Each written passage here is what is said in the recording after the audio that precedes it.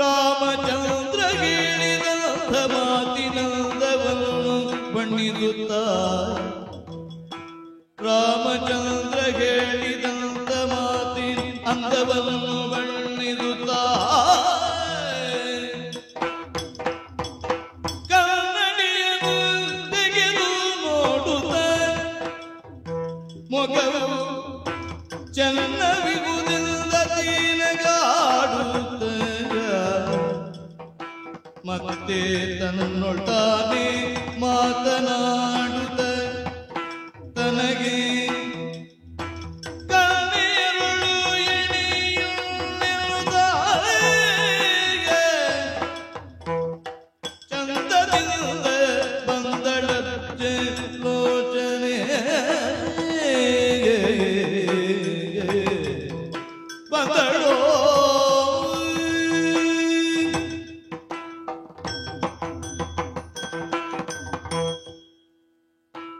ಬದುಕುವುದಕ್ಕೆ ಬೇಕಾಗಿರೋದು ವಿಶ್ವಾಸ, ನಂಬಿಕೆಯೇ ಜೀವನ. ಆ ನಂಬಿಕೆಯೊಂದಿಗೆ ವಿಶ್ವಾಸ ಸೇರಿದ್ರೆ ಜೀವನ ಸುಲಲಿತ. ಈ ಅಚಲವಾದಂತಹ ನಂಬಿಕೆಯಿಂದಲೇ ನಾನು ಹೊರಟದ್ದಲ್ವ ಸ್ವಾಮಿ. ರಾಮನನ್ನು ದೂರದಲ್ಲಿ ಕಂಡು ಅವನ ಮನವನ್ನು ಮೋಹಿಸುವಂತಹ ರೂಪವನ್ನು ತಳೆದು ಇನ್ನೇನು ನನ್ನ ರೂಪವನ್ನು ಕಂಡು ನಾನು ಸಂಕಲ್ಪ ಮಾಡಿದಂತಹ ಸಿದ್ಧಿ ಈಗ ಆಗ್ತದೆ ಎನ್ನುವಂತಹ ಉದ್ದೇಶದಿಂದ ಮಾತಿಗೆ ತೊಡಗಿದ್ದು. ನಿಮಗೆ ಗೊತ್ತುಂಟಲ್ವ, ಆಪ್ತನಾಗುವುದಕ್ಕೆ ಅವನ ಭಾಷೆಯಲ್ಲಿ ರಾಘವ ನರಪತೆ ಶೃಣು ಮಮ ವಚನಂ ಎನ್ನುವುದಾಗಿ ನಾನು ತೊಡಗಿಕೊಂಡದ್ದು. ಮಾತೆಲ್ಲ ಒಳ್ಳೆದೇ ಆಡಿದ, ಕೊನೆಗೆ ನನ್ನ ಮನದ ಇಂಗಿತವನ್ನು ಹೇಳುವಂತಹ ಸಂದರ್ಭದಲ್ಲಿ ಅಲ್ಲಿ ನಾವು ಎನಿಸಿದಾಗೆ ನಡೀಲಿಲ್ಲ. ಅಲ್ಲಿ ಪ್ರಸಂಗ ತಿರುವನ್ನು ಪಡೆಯಿತು. ಅಲ್ಲ, ಈ ತಿರುವುಗಳೆಲ್ಲ ನನ್ನ ಜೀವನದಲ್ಲಿ ಸಹಜವೇ. ಯಾವಾಗ ನನ್ನ ಸುಖ ಸಂಸಾರ ಎನ್ನುವಂಥದ್ದು ಮಸಣವಾಗಿ ಹೋಯಿತು ಅವತ್ತಿಂದ ನಾನು ಒಂದು ನಿರ್ಧಾರ ಮಾಡಿದ್ದೇನೆ. ಯಾರ ಮಾತಾದ್ರೂ ಕೇಳ್ಬಹುದು, ಈ ಬ್ರಾಹ್ಮಣರ ಮಾತು ಕೇಳಬಾರದು ಎನ್ನುವುದು. ವಿವಾಹ ಆಗುವಂತಹ ಸಂದರ್ಭದಲ್ಲಿ ಶತ ಸಂವತ್ಸರಂ ದೀರ್ಘಮಾಯು ಸುಮಂಗಲಿಯಾಗು ಸೇರುಗಟ್ಲೆ ಮಂತ್ರಾಕ್ಷತೆ ನನ್ನ ತಲೆಗೆ ಸುರಿದದ್ದೇ ಆಯ್ತಾ. ಅದಕ್ಕೆ ಅವಕಾಶ ಸಿಗುವಾಗ ಈ ಬ್ರಾಹ್ಮಣರನ್ನು ಪೀಡಿಸಬೇಕು ಎನ್ನುವುದಾಗಿ ಯೋಚನೆ ಮಾಡಿದ್ದು. ಈ ಕಾಡಿಗೆ ಬಂದೆ, ಋಷಿ ಮುನಿಗಳನ್ನು ಪೀಡಿಸುವುದರಲ್ಲೇ ನನ್ನನ್ನು ನಾನು ತೊಡಗಿಸಿಕೊಂಡದ್ದು. ಇಲ್ಲದಿದ್ದರೆ ಶಾಸ್ತ್ರ ಹೇಳುವುದೇನು? ಬ್ರಾಹ್ಮಣರು ಹೇಳಿದ್ದನ್ನು ದೇವತೆಗಳು ಕೂಡ ಅಷ್ಟು ಅಂತ ಹೇಳ್ತಾರೆ. ದೇವತೆಗಳು ನೇರವಾಗಿ ಮಾತಾಡ್ಲಿಕ್ಕೆ ಆಗುವುದಿಲ್ಲ, ಆದುದರಿಂದಲಾಗಿ ಬ್ರಾಹ್ಮಣರ ಮುಖದಿಂದ ಸತ್ಯವಾಗುವಂತಹ ಮಾತುಗಳನ್ನು ಆಡ್ತಾರೆ ಎನ್ನುವುದಾಗಿ ಹೇಳಿದ್ದು. ಒಂದಾದ್ರೂ ನನ್ನ ಜೀವನದಲ್ಲಿ ಸತ್ಯ ಆಗಿದೆ. ಮದುವೆ ಅದು ಕೊನೆಗೆ ನನ್ನ ಅಣ್ಣನನ್ನು ಕಾಡಿಬೇಡಿ ಮದುವೆ ಅಂತ ಹೇಳಿ ಒಂದಾಯಿತು. ಸಂಸಾರ ನಾವೆನಿಸಿದ ಹಾಗೆ ಆಗ್ಲಿಲ್ಲ. ಕಾಡಿನಲ್ಲಿ ಸುತ್ತು ಬರುವಂತಹ ಸಂದರ್ಭದಲ್ಲಿ ಜೊತೆಗಿರುವಂತಹ ಜಿಂಕೆಗಳು,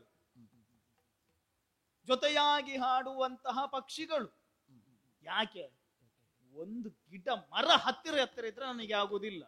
ಕೊಂದದ್ದೇ, ನಾನು ಕೊಂದು ತಿಂದದ್ದೇ. ಯಜ್ಞಯಾಗಾದಿಗಳನ್ನು ಮಾಡುವಂತಹ ಅವರ ಬಾಯಿಯಿಂದ ಮಂತ್ರ ಬರಬಾರದು ಎನ್ನುವಂತಹ ಉದ್ದೇಶದಿಂದ ಮೃತ್ಯು ಸದೃಶವಾದಂತಹ ಕೆಲವೊಂದು ಸ್ಥಿತಿಯನ್ನು ನಾನು ಅವರಿಗೆ ತಂದದ್ದಿದ್ದೆ. ಈ ಗ್ರಹಣ ಕಳೆದ ಮೇಲೆ ಮತ್ತೊಮ್ಮೆ ಸೂರ್ಯ ಬೆಳಗುತ್ತಾನಲ್ವ, ಹಾಗೆ ನನ್ನ ಜೀವನವೆನ್ನುವಂತಹ ಆಗಸದಲ್ಲಿ ಮತ್ತೊಮ್ಮೆ ಈ ಶೂರ್ಪನಖಿಯ ಮುಖದಲ್ಲಿ ಕಾಂತಿಯನ್ನು ತರುವುದಕ್ಕೆ ಚಂದ್ರ ಬಂದಿದ್ದಾನೋ ಎನ್ನುವಂತಹ ರೀತಿಯಲ್ಲಿ ರಾಮನನ್ನ ದೃಷ್ಟಿಗೆ ಬಿದ್ದ. ಇವನನ್ನು ಒಂದೇ ಸಾರಿ ತಿನ್ನುವುದಲ್ಲ, ದಿನನಿತ್ಯ ಸತ್ಯ ತಿನ್ನಬೇಕು ಎನ್ನುವಂತಹ ಉದ್ದೇಶದಿಂದ ಗಂಡನನ್ನು ಮಾಡಿಕೊಳ್ಳುತ್ತೇನೆ ಎನ್ನುವುದಾಗಿ ಹೊರಡುವಾಗ ನಾನು ಹೇಳಿದ್ದು ಹಾಗೆ. ರಾಕ್ಷಸ ವೀರರೆಲ್ಲರೂ ಕೂಡ ನನ್ನ ಜೊತೆಗೆ ಬನ್ನಿ ಬನ್ನಿ ಬನ್ನಿ ಎನ್ನುವುದಾಗಿ ತಡೆದದ್ದು. ಯಾವಾಗ ಇವನ ಮುಖ ನನ್ನ ಕಣ್ಣಿಗೆ ಬಿತ್ತೋ, ಬರಬೇಡಿ ಬರಬೇಡಿ ಬರಬೇಡಿ ಎನ್ನುವುದಾಗಿ ನಾನು ಒಬ್ಬಳೇ ಹೋದದ್ದು. ನನ್ನ ನಯವಾದಂತಹ ಮಾತುಗಳಿಂದ, ಮೋಹಕವಾದಂತಹ ರೂಪಿನಿಂದ ಅವನೊಡನೆ ಸರಸದ ಸಂಭಾಷಣೆಯನ್ನು ನಡೆಸಿ ಕೊನೆಗೆ ನನ್ನನ್ನು ಮದುವೆ ಆಗಬೇಕು ಎನ್ನುವಂತಹ ವಿಚಾರವನ್ನು ಮುಂದಿಟ್ಟಾಗ ಅವನು ಹೇಳಿದ್ದೇನು, ನನಗೆ ಮದುವೆ ಆಗ್ಲಿಕ್ಕೆ ಆಗುವುದಿಲ್ಲ. ಒಂದು ವೇಳೆ ನೀನು ಮೊದಲೇ ಬರ್ತಿದ್ದರೆ ಆಗಬಹುದಿತ್ತು. ಚದುರ ಸಣ್ಣವಳೋರ್ವಳ ಮದುವೆ ಆದೆನಲ್ಲ, ಅವಳನ್ನು ಮದುವೆ ಆಗಿದ್ರಿಂದ ಈ ಕಾಲಕ್ಕೆ ನಾನು ಅವಳನಲ್ಲ, ಈಗ ನೀನು ಅವಳಿಗೆ ನಲ್ಲ, ಹಾಗಾದ್ರೆ ನನಗೇನು ಇಲ್ವಾ ಎನ್ನುವುದಾಗಿ ಕೇಳುವಾಗ ಉಪಾಯವನ್ನು ಅವನು ಮತ್ತೆ ಹೇಳಿದ್ನಲ್ಲ, ಎನಗಿಂತಲೂ ಕೂಡ 100 ಮಡಿಯಾಗಿರುವಂತಹ ಚೆಲುವ. ನಾನು ನಂಬಲಿಲ್ಲ. ಅಷ್ಟು ಬೇಗೆಲ್ಲ ನಾನು ಅಪರಿಚಿತರ ಮಾತನ್ನು ನಂಬುವುದೇ ಇಲ್ಲ. ರಾಮ, ನೀನೇ ಮನ್ಮಥ ರೂಪಿನಿಂದ ಕಂಗೊಳಿಸ್ತಾ ಇದ್ದಿ, ನಿನಗಿಂತ 100 ಮಡಿ ಚೆಲ್ಲುವ ಅಂತ ಹೇಳಿದ್ರೆ, ಇಲ್ಲಪ್ಪ, ಅವನು ನನಗಿಂತ ಸಣ್ಣ ಪ್ರಾಯದವನು, ನೀನೊಮ್ಮೆ ಕಂಡರೆ ನಿನಗೆಲ್ಲವೂ ಕೂಡ ಅರ್ಥ ಆಗುತ್ತದೆ ಎನ್ನುವಂತಹ ಮಾತನ್ನು ರಾಮ ಆಡಿದ. ನನಗೆ ಆಗ ಒಂದು ಮನಸ್ಸಿನಲ್ಲಿ ಆಸೆ ಹುಟ್ಟಿದ್ದು, ಈಗ ಇವನ ತಮ್ಮ ಅಂತ ಹೇಳಿದ್ರೆ ಇವನಿಗಿಂತ ಸಣ್ಣ ಪ್ರಾಯದವನೇ, ಮತ್ತೆ 100 ಮಡಿ ಚೆಲ್ಲುವ ಎನ್ನುವುದಾಗಿ ಹೇಳಿದ್ದಾನೆ. ಹಾಗಿದ್ರೆ ಆ ಪ್ರಯತ್ನದಲ್ಲಿ ನನ್ನನ್ನು ನಾನು ತೊಡಗಿಸಿಕೊಳ್ಳುತ್ತೇನೆ ಎನ್ನುವುದಾಗಿ ಉತ್ಸಾಹದಿಂದ ಹೊರಟು ನಿಲ್ಲುವಂತಹ ಕಾಲಕ್ಕೆ ಅವನು ಹೇಳಿದ್ದೇನು, ಈಗ ಅವನತ್ರ ಮಾತಾಡುವಾಗ ನನ್ನ ಹತ್ರ ಮಾತಾಡಿದ ಹಾಗೆಲ್ಲ ಸುತ್ತುವಳಿಸಿ ಎಲ್ಲ ಮಾತಾಡುವುದು ಬೇಡ. ವಂಚನೆಯನ್ನು ಮಾಡದೆ ನಿರ್ವಂಚನೆಯಿಂದ ನಿನ್ನ ಮನಸ್ಸಿನಲ್ಲಿ ಏನೆಲ್ಲ ಭಾವಗಳುಂಟು ಅದೆಲ್ಲವನ್ನು ಕೂಡ ಅವನೆದುರು ಬಿತ್ತರಿಸು, ನಿನಗೆ ಬೇಕಾದ್ದು ಆಗುತ್ತದೆ ಎನ್ನುವುದಾಗಿ ಹೇಳಿದ. ಅವನ ಕತ್ತಿಗೆ ನಿನ್ನ ಕುತ್ತಿಗೆ ಹೇಳಿದ್ರೆ ಅಷ್ಟಕ್ಕೆ ನೀನು ಭರ್ತಿ ಹದವಾದಂತಹ ಎತ್ತರ, ಮತ್ತೆ ನಿನ್ನ ರೂಪಕ್ಕೆ ಅನುರೂಪವಾದಂತಹ ರೂಪವನ್ನು ಕೂಡ ಅವನು ಹೊಂದಿದ್ದಾನೆ ಎನ್ನುವಂತಹ ಮಾತುಗಳನ್ನು ರಾಮ ಹೇಳಿದ್ದಾನೆ. ಅಲ್ಲ, ಯೋಚನೆ ಮಾಡುವುದು ಅಲ್ಲ, ರಾಮ ಆಡಿದ ವಂಚನೆ ಮಾಡದೆ ಅಲ್ಲ, ಅವನಿಗೆ ನನ್ನ ವಂಚನೆ ಗೊತ್ತಾಯ್ತಾ ಹೇಗೆ? ಅಲ್ಲ, ನಮ್ಮ ಸ್ತ್ರೀ ವೇಷ ಏನಾದ್ರೂ ಬಣ್ಣದ ವೇಷದಾಗೆ ಖಂಡಿತೋ ಹೇಗೆ ಎನ್ನುವುದಾಗಿ ನನಗೆ ಯೋಚನೆ ಬರುವುದು. ಇಲ್ಲದಿದ್ರೆ ಅವನು ವಂಚನೆ ಮಾಡದೆ ಇಲ್ಲ. ಅಂದ್ರೆ ಸೂಕ್ಷ್ಮವಾಗಿ ಅವನು ರಾಮ ಅದು ಹೇಳಿದ್ದಲ್ಲ, ನಾವು ನಂಬಿದಂತಹ ದೇವರೇ ಅವನ ಬಾಯಿಂದ ಹೇಳಿದ್ದು. ಅಂದ್ರೆ ಇನ್ನೂ ಕೂಡ ನಾವು ಇವನೊಂದಿಗೆ ವ್ಯವಹಾರ ಮಾಡುವಂತಹ ಸಂದರ್ಭದಲ್ಲಿ ಜಾಗರೂಕತೆಯಿಂದ ವ್ಯವಹರಿಸಬೇಕು. ಹಾಗಾಗಿ ನನ್ನ ಈಗ ಅವನು 100 ಮಡಿ ಚೆಲ್ಲುವಂತೆ, ಇಲ್ಲಿಗೆ ಬರುವಾಗಲೇ ನಾನು 16 ಸಂವತ್ಸರದ ಹೆಣ್ಣಾಗಿ ಬಂದದ್ದು. ಇನ್ನು ಕೂಡ ನಾನು ಚಂದ ಆಗ್ಬೇಕಲ್ವ? ಅವನು 100 ಮಡಿ ಚಂದ ಆಗುವಾಗ ನಾನು ಕೂಡ ಅನುರೂಪವಾಗಿ ವರ್ತಿಸ್ಬೇಕಲ್ವ? ನಾನು ಅವನಿಗೆ ಕಾಣಬೇಕಲ್ವ? ಕಂಡ ಕೂಡಲೇ ನನಗೆ ಒಲಿಬೇಕಲ್ವ? ಅದಕ್ಕೋಸ್ಕರವಾಗಿ ಮತ್ತು ಕನ್ನಡಿಯನ್ನು ತೆಗೆದು ನೋಡುತ್ತಾ ನನ್ನ ಅಂದವನ್ನು ಮತ್ತೊಮ್ಮೆ ಒಪ್ಪ ಓರಣವಾಗಿ ಸಿಂಗರಿಸುತ್ತಾ, ಕನ್ನಡಿಯನ್ನು ನೋಡುವಾಗ ಅಲ್ಲ, ಇದಕ್ಕೂ ಮೊದಲು ಕನ್ನಡಿಯನ್ನು ನೋಡಿದವಳೆ, ಜೀವನದ ಕನ್ನಡಿಯನ್ನು ನೋಡುವಾಗ ನನ್ನ ಪಾತ್ರಗಳೆಲ್ಲವೂ ಕೂಡ ಆ ಕನ್ನಡಿಯಲ್ಲಿ ಕಾಣುತ್ತಿದ್ದದ್ದೇನು? ನನ್ನ ಘೋರವಾದಂತಹ ರೂಪ, ದೌರ್ಭಾಗ್ಯಳಾಗಿ ಕಾಡಿನಲ್ಲಿ ಸುತ್ತಾಡುತ್ತಿದ್ದಂತಹ ಚಿತ್ರಣ, ಗಂಡನನ್ನು ಕಳೆದುಕೊಂಡದ್ದು, ಮಗನನ್ನು ಕಳೆದುಕೊಂಡದ್ದು, ಇದೇ ಕಾಣುತ್ತಿದ್ದದ್ದು. ಈಗ ನನಗೆ ಕನ್ನಡಿಯನ್ನು ಕಾಣುವಾಗ ನನ್ನ ಮುಖವೂ ಕೂಡ ಕಾಣುತ್ತದೆ, ನನ್ನ ಕಲ್ಪನೆಯಲ್ಲಿರುವಂತಹ ಲಕ್ಷ್ಮಣನ ಮುಖವೂ ಕೂಡ ಕಾಣುತ್ತದೆ. ಅಲ್ಲ, ನಾನು ಯೋಚನೆ ಮಾಡುವುದು ಅವನೊಂದು ಸಿಕ್ಕಿದ ಮೇಲೆ ನನ್ನ ಪರಿಸ್ಥಿತಿ ಹೇಗಿರಬಹುದು. ಹಾಗಾಗಿ ಈಗ ಅವನತ್ರ ಮಾತಾಡ್ಬೇಕು ಅಂತ ಹೇಳಿದ್ರೆ ರಾಮನೊಂದಿಗೆ ನಾನು ಹೋಗಿ ಮಾತಾಡಿದ್ದೆ, ಈಗ ಅವನೊಂದಿಗೆ ಮಾತಾಡುವುದಕ್ಕೆ ಸ್ವಲ್ಪ ಸಿದ್ಧ ಆಗ್ಬೇಕಲ್ವಾ? ಹೋಗುವುದಕ್ಕೆ ಅನತಿ ದೂರ ಉಂಟು ಎನ್ನುವುದಾಗಿ ರಾಮ ಕೂಡ ಹೇಳಿದ್ದಾನೆ. ಅಲ್ಲಿ ಹೋಗುವ ತನಕ ಹೇಗೆ ಮಾತಾಡುವುದು ಎನ್ನುವುದಾಗಿ ನನ್ನಲ್ಲೇ ನಾನು ಮಾತನಾಡುತ್ತಾ ಲಕ್ಷ್ಮಣನ ಮುಖ ನೋಡುವ ತವಕದಿಂದ ಆ ಕಡೆಗೆ ಹೋಗುತ್ತೇನಂತೆ.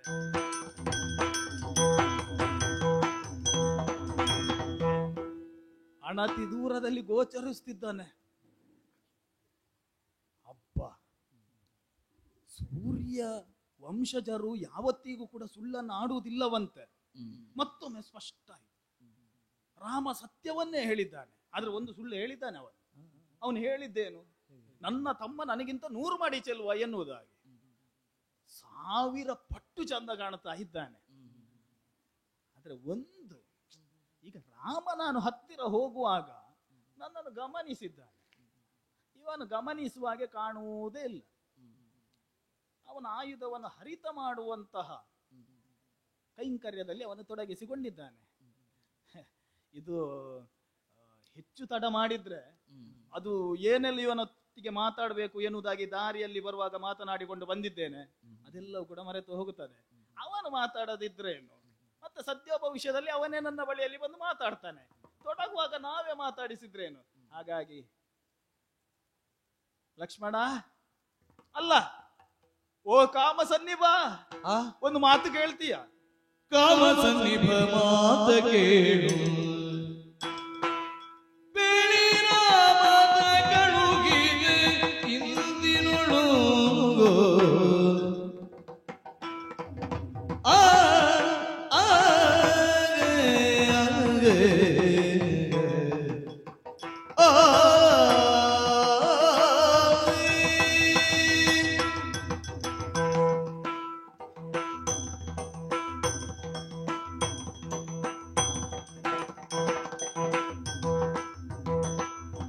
ಕಾಮ ಸನ್ನಿಭ ಮಾತ ಕೇಳು, ಬೇಳಿ ರಾಮ ಕಳುಹಿದ ನಿಂದಿನೊಳು. ಬೇಳಿ ರಾಮ ಕಳುಹಿದ ನಿಂದಿನೊಳು, ನಾವನ ಬಿಟ್ಟು ಕೃಪಾಳು. ನಿನ್ನೊಟ್ಟಾಗಿಸಿ ಬಂದೆನು ಮೋಹದೊಳ್, ಇನ್ನು ತಾಮಸಗೊಳದಿರು ತಾಳಲಾರೆನು.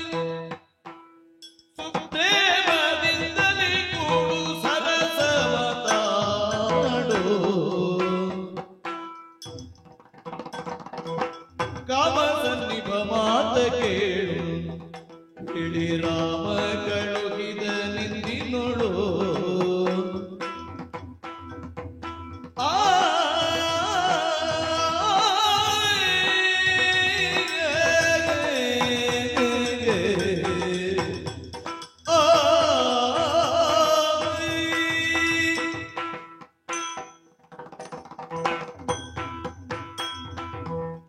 ಓ ಕಾಮ ಸನ್ನಿಭ, ಮಾತಾಡಬೇಡ ಮಾತಾಡಬೇಡ, ಓಡು ಓಡು ಓಡು ಓಡು ಓಡು, ಇಲ್ಲಿಂದ ಓಡು.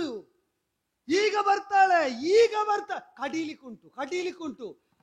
ಸಿಕ್ಕಿದ್ದು ಹಿಡಿದು ಕಡಿತೇನೆ. ನಿನ್ನಂತ ಹೆಣ್ಣು ಮಕ್ಕಳು ಹೆದರ್ತಾರೆ. ನೀನು ಓಡು, ಮನೆಗೆ ಆಶ್ರಮಕ್ಕೆ ಎಲ್ಲಿಗಾದ್ರೂ ಹೋಗು. ಅಲ್ಲ, ನೀನು ಹೇಳಿದ ಮೇಲೆ ಓಡುವುದೇ? ಇಬ್ಬರು ಓಡುವ. ಎಲ್ಲಿಗಿಬ್ಬರು ಓಡುವುದು? ಮತ್ತೆ ಇಲ್ಲಿ ಬಂದ ಭೂತವನ್ನು ಎದುರಿಸುವುದಕ್ಕೆ ಯಾರು? ಅಲ್ಲ, ಎದುರಾದ ಭೂತ ಎದುರಿಸಲಿಕ್ಕೆ ಯಾರು? ಈಗ ಆರ್ಭಟ ಕೊಟ್ಟದ್ದು, ಈಗ ಬರ್ತದೆ, ಅದಕ್ಕೆ ಆಯುಧ ಹರಿತ ಮಾಡ್ತಾ ಇರುವುದು. ನೀನು ಓಡು. ನಿನ್ನಂತವಳಿಗೆ ನೋಡಿದ್ರೆ ಆಗುವುದಿಲ್ಲ ಅದನ್ನು. ಈಗ ನಾನಿದ್ದಲ್ಲಿ ಆರ್ಭಟ ಇರ್ತದ? ನೀನಿದ್ದಲ್ಲಿ ಇರಬಾರ್ದು ಅಂತ ಉಂಟು. ನಿನ್ನಲ್ಲಿ ಆರ್ಭಟ ಇರುವುದಿಲ್ಲ, ಈ ರೂಪದಲ್ಲಿ ಆರ್ಭಟ ಇರುವುದಿಲ್ಲ. ಈ ರೂಪ ಇರುವಾಗ ಆರ್ಭಟ ಬರಬಾರದು ಅಂತಿಲ್ಲ. ಈಗ ನೀನು ಮಾತಾಡ ಮತ್ತೆ ಒಂದೇ ಹೇಳಿ, ತುಂಬಾ ಆರ್ಭಟ ಕೊಡುವುದು ಸೌಮ್ಯ ರೂಪ ಇದ್ದವರ ಮುಂಭಾಗದಲ್ಲಿ. ಎದುರಿದ್ದದ್ದು ಭೀಕರ ಆದರೆ ಇವನದ್ದು ಅಡಗುತ್ತದೆ ಅಥವಾ ಅವಳದ್ದು ಅಡಗುತ್ತದೆ. ಈಗ ನೀನು ಯಾರು ಬಂದ್ರು ಕೂಡ ಹೀಗೆ ಮಾತಾಡೋದ? ಇಲ್ಲ ಇಲ್ಲ, ನಿನ್ನಂತವ್ರು ಬಂದ್ರೆ ಮಾತ್ರ ಈಗ ಮಾತಾಡುದು. ಅದರದ್ದು ಬಂದ್ರೆ ಆಗ ಆರ್ಭಟ ಕೇಳಿದ್ದೆ ಬಂದ್ರೆ ಮಾತಿಲ್ಲ.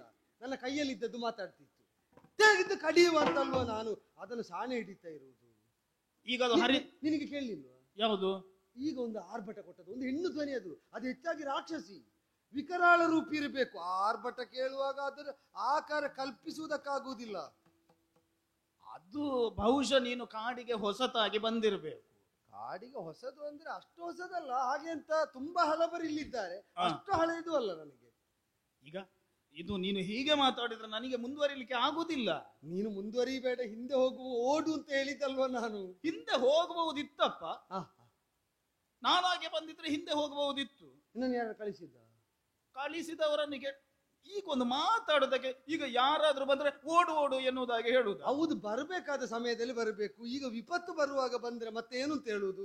ಆಯ್ತು, ನಿನ್ನದೇನಿದ್ರು ಬೇಗ ಹೇಳು, ನಾನು ಅದನ್ನು ನೋಡ್ತಾ ಇರ್ತೇನೆ, ನಿನ್ನನ್ನು ಕೇಳ್ತಾ ಇರ್ತೇನೆ. ಹೇಳು ಹೇಳು ಹೇಳು ಹೇಳು. ಅದು ಒಳ್ಳೇದು. ನಾನು ಅದೇ ಅದೇ. ಅದು ಕಳಿಸಿದವರು ನಿನ್ನನ್ನು ಹೇಳಿದ್ದಾರೆ. ನೋಡುವುದಿಲ್ಲ, ನಾನು ಅದನ್ನು ನೋಡ್ತಾ ಇರ್ತೇನೆ, ಕೇಳುದು ಮಾತ್ರ ನಿನ್ನನ್ನು. ಹೇಳು ಹೇಳು ಹೇಳು. ಅದೇ ಹೇಳು, ಕಳಿಸಿದವರು ಹೇಳಿದ್ದಾರೆ.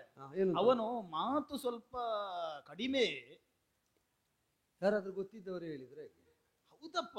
ಹಾ, ಅದಕ್ಕೆ ನಾನು ಅದಕ್ಕೆ ಈಗ ಬಂದು ಸ್ವಲ್ಪ ಸಮಯ ಆದ್ರೂ ಇಲ್ಲಿನ ಹತ್ತಿರದ ಋಷಿಮುನಿಗಳದ್ದೆಲ್ಲ ಪರಿಚಯ ಆಗಿದೆ. ನೀನು ಆಶ್ರಮದ ದಾರಿಯಲ್ಲಿ ಅಲ್ಲ, ಯಾವಾಗಲೂ ಆಚೆ ಈಚೆ ಹೋಗ್ತೀಯ? ಅಲ್ಲ, ಅದಕ್ಕೆ ನೀನು ಚಿಂತೆ ಮಾಡ್ಬೇಕಾದಿತ್ತು. ನನಗೆ ಯಾಕೆ ಚಿಂತೆ? ಹೋಗುದು ನೀನಲ್ವಾ? ಈಗ ನಿನ್ಗೆ ಮಾತಾಡ್ಲಿಕ್ಕೆ ಗೊತ್ತಿಲ್ಲದಿದ್ರೆ ನೀನು ಮಾತಾಡಬೇಡ.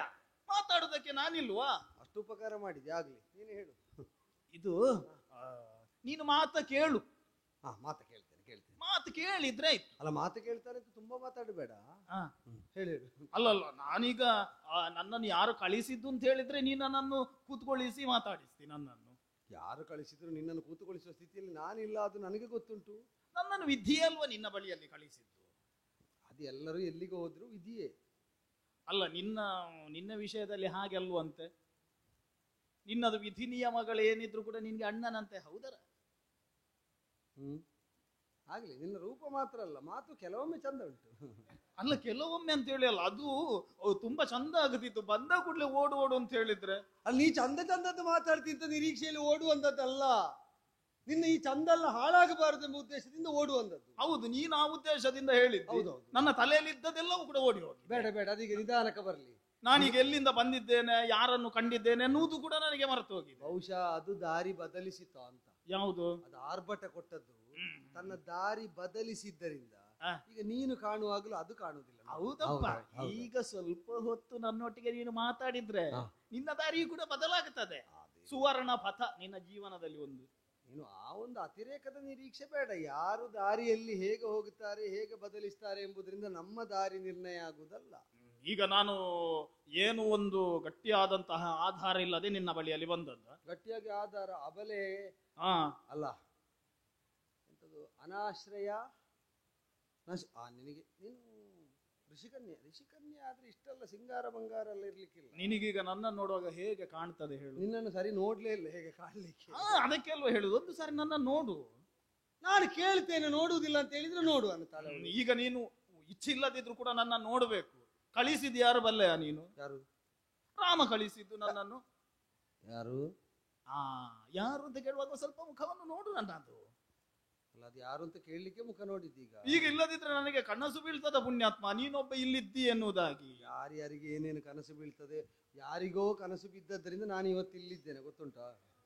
ಹಾಗೆ ನಾನು ಅಲ್ಲಿ ಯಾರಿಗೋ ಅಂದ್ರೆ ನನ್ನ ಅಪ್ಪನಿಗೆ ಬಿದ್ದ ಕನಸಿನ ಪರಿಣಾಮ ನಾನು ಇಲ್ಲಿ ಇವತ್ತಿರುವುದು. ಇದು ನಾನು ಅಪ್ಪನಿಗೆ ಕನಸು ಕಂಡದ್ರಿಂದ ನೀನು ಇಲ್ಲಿದ್ದದಲ್ಲ.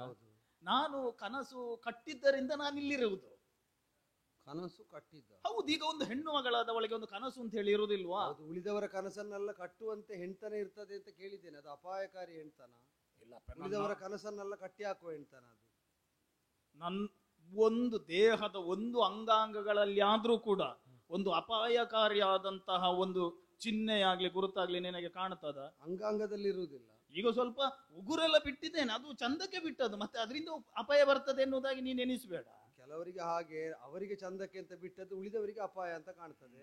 ಈಗ ನೀನು ಹೀಗೆಲ್ಲ ನನ್ನ ಕೆಲವರಿಗೆ ಹೇಳಿದ್ದು, ನೀನ್ ಯಾಕೆ ಮೈ ಮೇಲೆ ಹೇಳ್ಕೊಳ್ಳುದು? ಅದು ಕೆಲವರಿಗೆ. ಹೌದೌದು. ಇದು ನಾನು ನಿನ್ನ ಬಳಿಗೆ ಬರುವುದಕ್ಕಿಂತ ಮೊದಲಾಗಿ ಅಣ್ಣನ ಬಳಿಗೆ ಹೋಗಿದ್ದೆ. ಯಾಕೆ ಹೋಗಿದ್ದೆ? ಯಾಕೆ ಹೋಗಿದ್ದೆ ಅಂತ ಹೇಳಿ, ಹೋಗಬಾರದು ಅಂತಲ್ಲ, ಯಾಕೆ ಅಂತ ಹೇಳ್ಬಹುದಾದ್ರೆ ಹೇಳು ಅಂತ. ನಾನು ಈ ಕಾಡಿನಲ್ಲಿಯೇ ಸಂಚಾರ ಮಾಡ್ತಿದ್ದವಳು. ನಿನ್ನಂತವರೆಲ್ಲ ಅಣ್ಣನನ್ನು ಹುಡುಕಿಕೊಂಡು ಬರುವುದಿಲ್ಲ, ಅದಕ್ಕೆ ಕೇಳಿದ್ದು.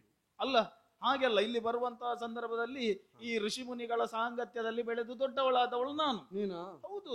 ನೀನ್ ಹೀಗೆ ಹೀಗೆ ಅಂತ ಹೇಳಿದ್ರೆ ಎಲ್ಲ ಬಿಟ್ಟವರ ಸಾಂಗತ್ಯದಲ್ಲಿ ಇದೆಲ್ಲ ಇಟ್ಟುಕೊಂಡು ಬರ್ತಾ ಇದ್ಯಲ್ಲ ಮೆರವಣಿಗೆ. ಈಗ ಋಷಿ ಸಾಂಗತ್ಯದಲ್ಲಿ ಬೆಳೆದವರು ಹೀಗೆ ಇರಬಾರದು ಅಂತ ಹೇಳಿ ಏನಾದ್ರು ಉಂಟಾ? ಇಲ್ಲಪ್ಪ, ಹೆಣ್ತನದ ಸೌಂದರ್ಯದ ಪರ್ವತವೇ ಮೆರವಣಿಗೆಗೆ ಹೊರಟಾಗುಂಟು ನೀ ಬಂದದ್ದು ನೋಡಿದ್ರೆ. ಈಗ ಸಮಯ ಸಂದರ್ಭ ಎಲ್ಲ ಎಂಥವರ ವೇಷವನ್ನು ಕೂಡ ಬದಲಾಯಿಸೋದು. ಈಗ ನೀವು ಹುಟ್ಟುವಾಗ ಕ್ಷತ್ರಿಯರಲ್ವಾ? ಹೌದೌದು. ಈಗ ಕ್ಷತ್ರಿಯರು ಒಂದು ನಿಲುವಲ್ಲಿ ಕ್ಷತ್ರಿಯರು ಅಂತ ಹೇಳಿ ಕಾಣುತ್ತದೆ.